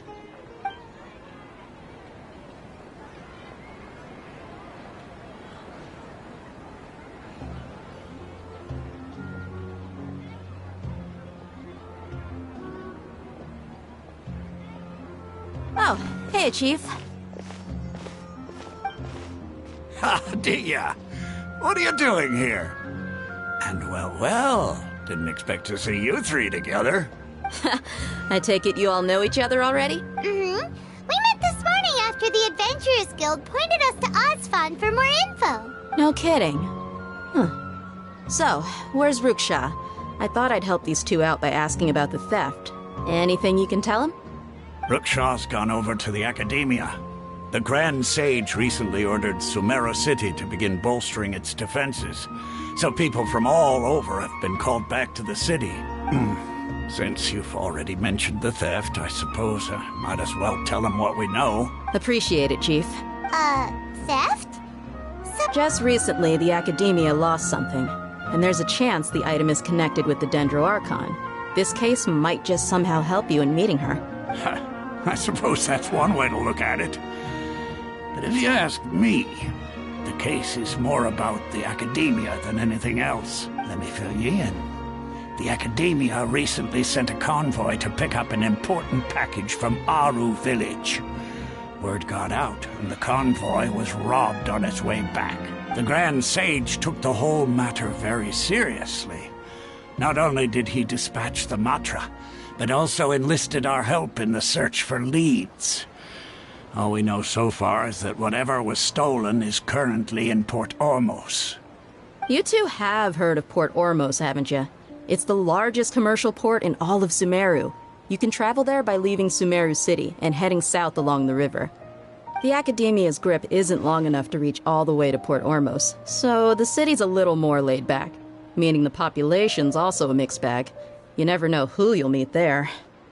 Apparently what was lost has a great deal to do with the Akasha, knowledge, and even the gods. I'm afraid I don't have any other details for you, though. If you're interested, maybe you could head to Port Ormos and ask around yourselves. If you want my advice, try introducing yourselves as students of the Academia. Are you serious, Chief? All the Academia students are in Sumeru City, you know. Why should they pretend to be students in Port Ormos? If you're also interested, just go there and see what happens. Count me out. I've got plenty of work to do here for the Homayani family. And take it from me, if you two really do decide to visit Port Ormos, you'd best watch your backs. Let's just say that the Eremites there aren't nearly as friendly as those here in Sumeru City. There are even some extremists who go around shouting slogans like, "Retake Sumeru for the Scarlet King." Word is that more and more are joining their movement. They're becoming a real headache for Chief and the others. You bet they are. The Scarlet King's been dead for thousands of years. Now they start spreading rumors of his return. Ridiculous. Not everyone's like you, Chief. Even the desert natives who abandoned their homes in the wilderness still wish to have a god of their own. Well, Traveler, that's about all the information we have for you. Thanks, Dia! And you too, Osfond! Since we've gathered all we could for the moment in Sumeru City, let's head to Port Ormos and see what we can find next. Miss Dunyarzad is looking forward to seeing you both at the Sub-Zerus Festival, so be sure to get yourselves back here in time for that. Good. Then we'll see you both at the Sub-Zerus Festival.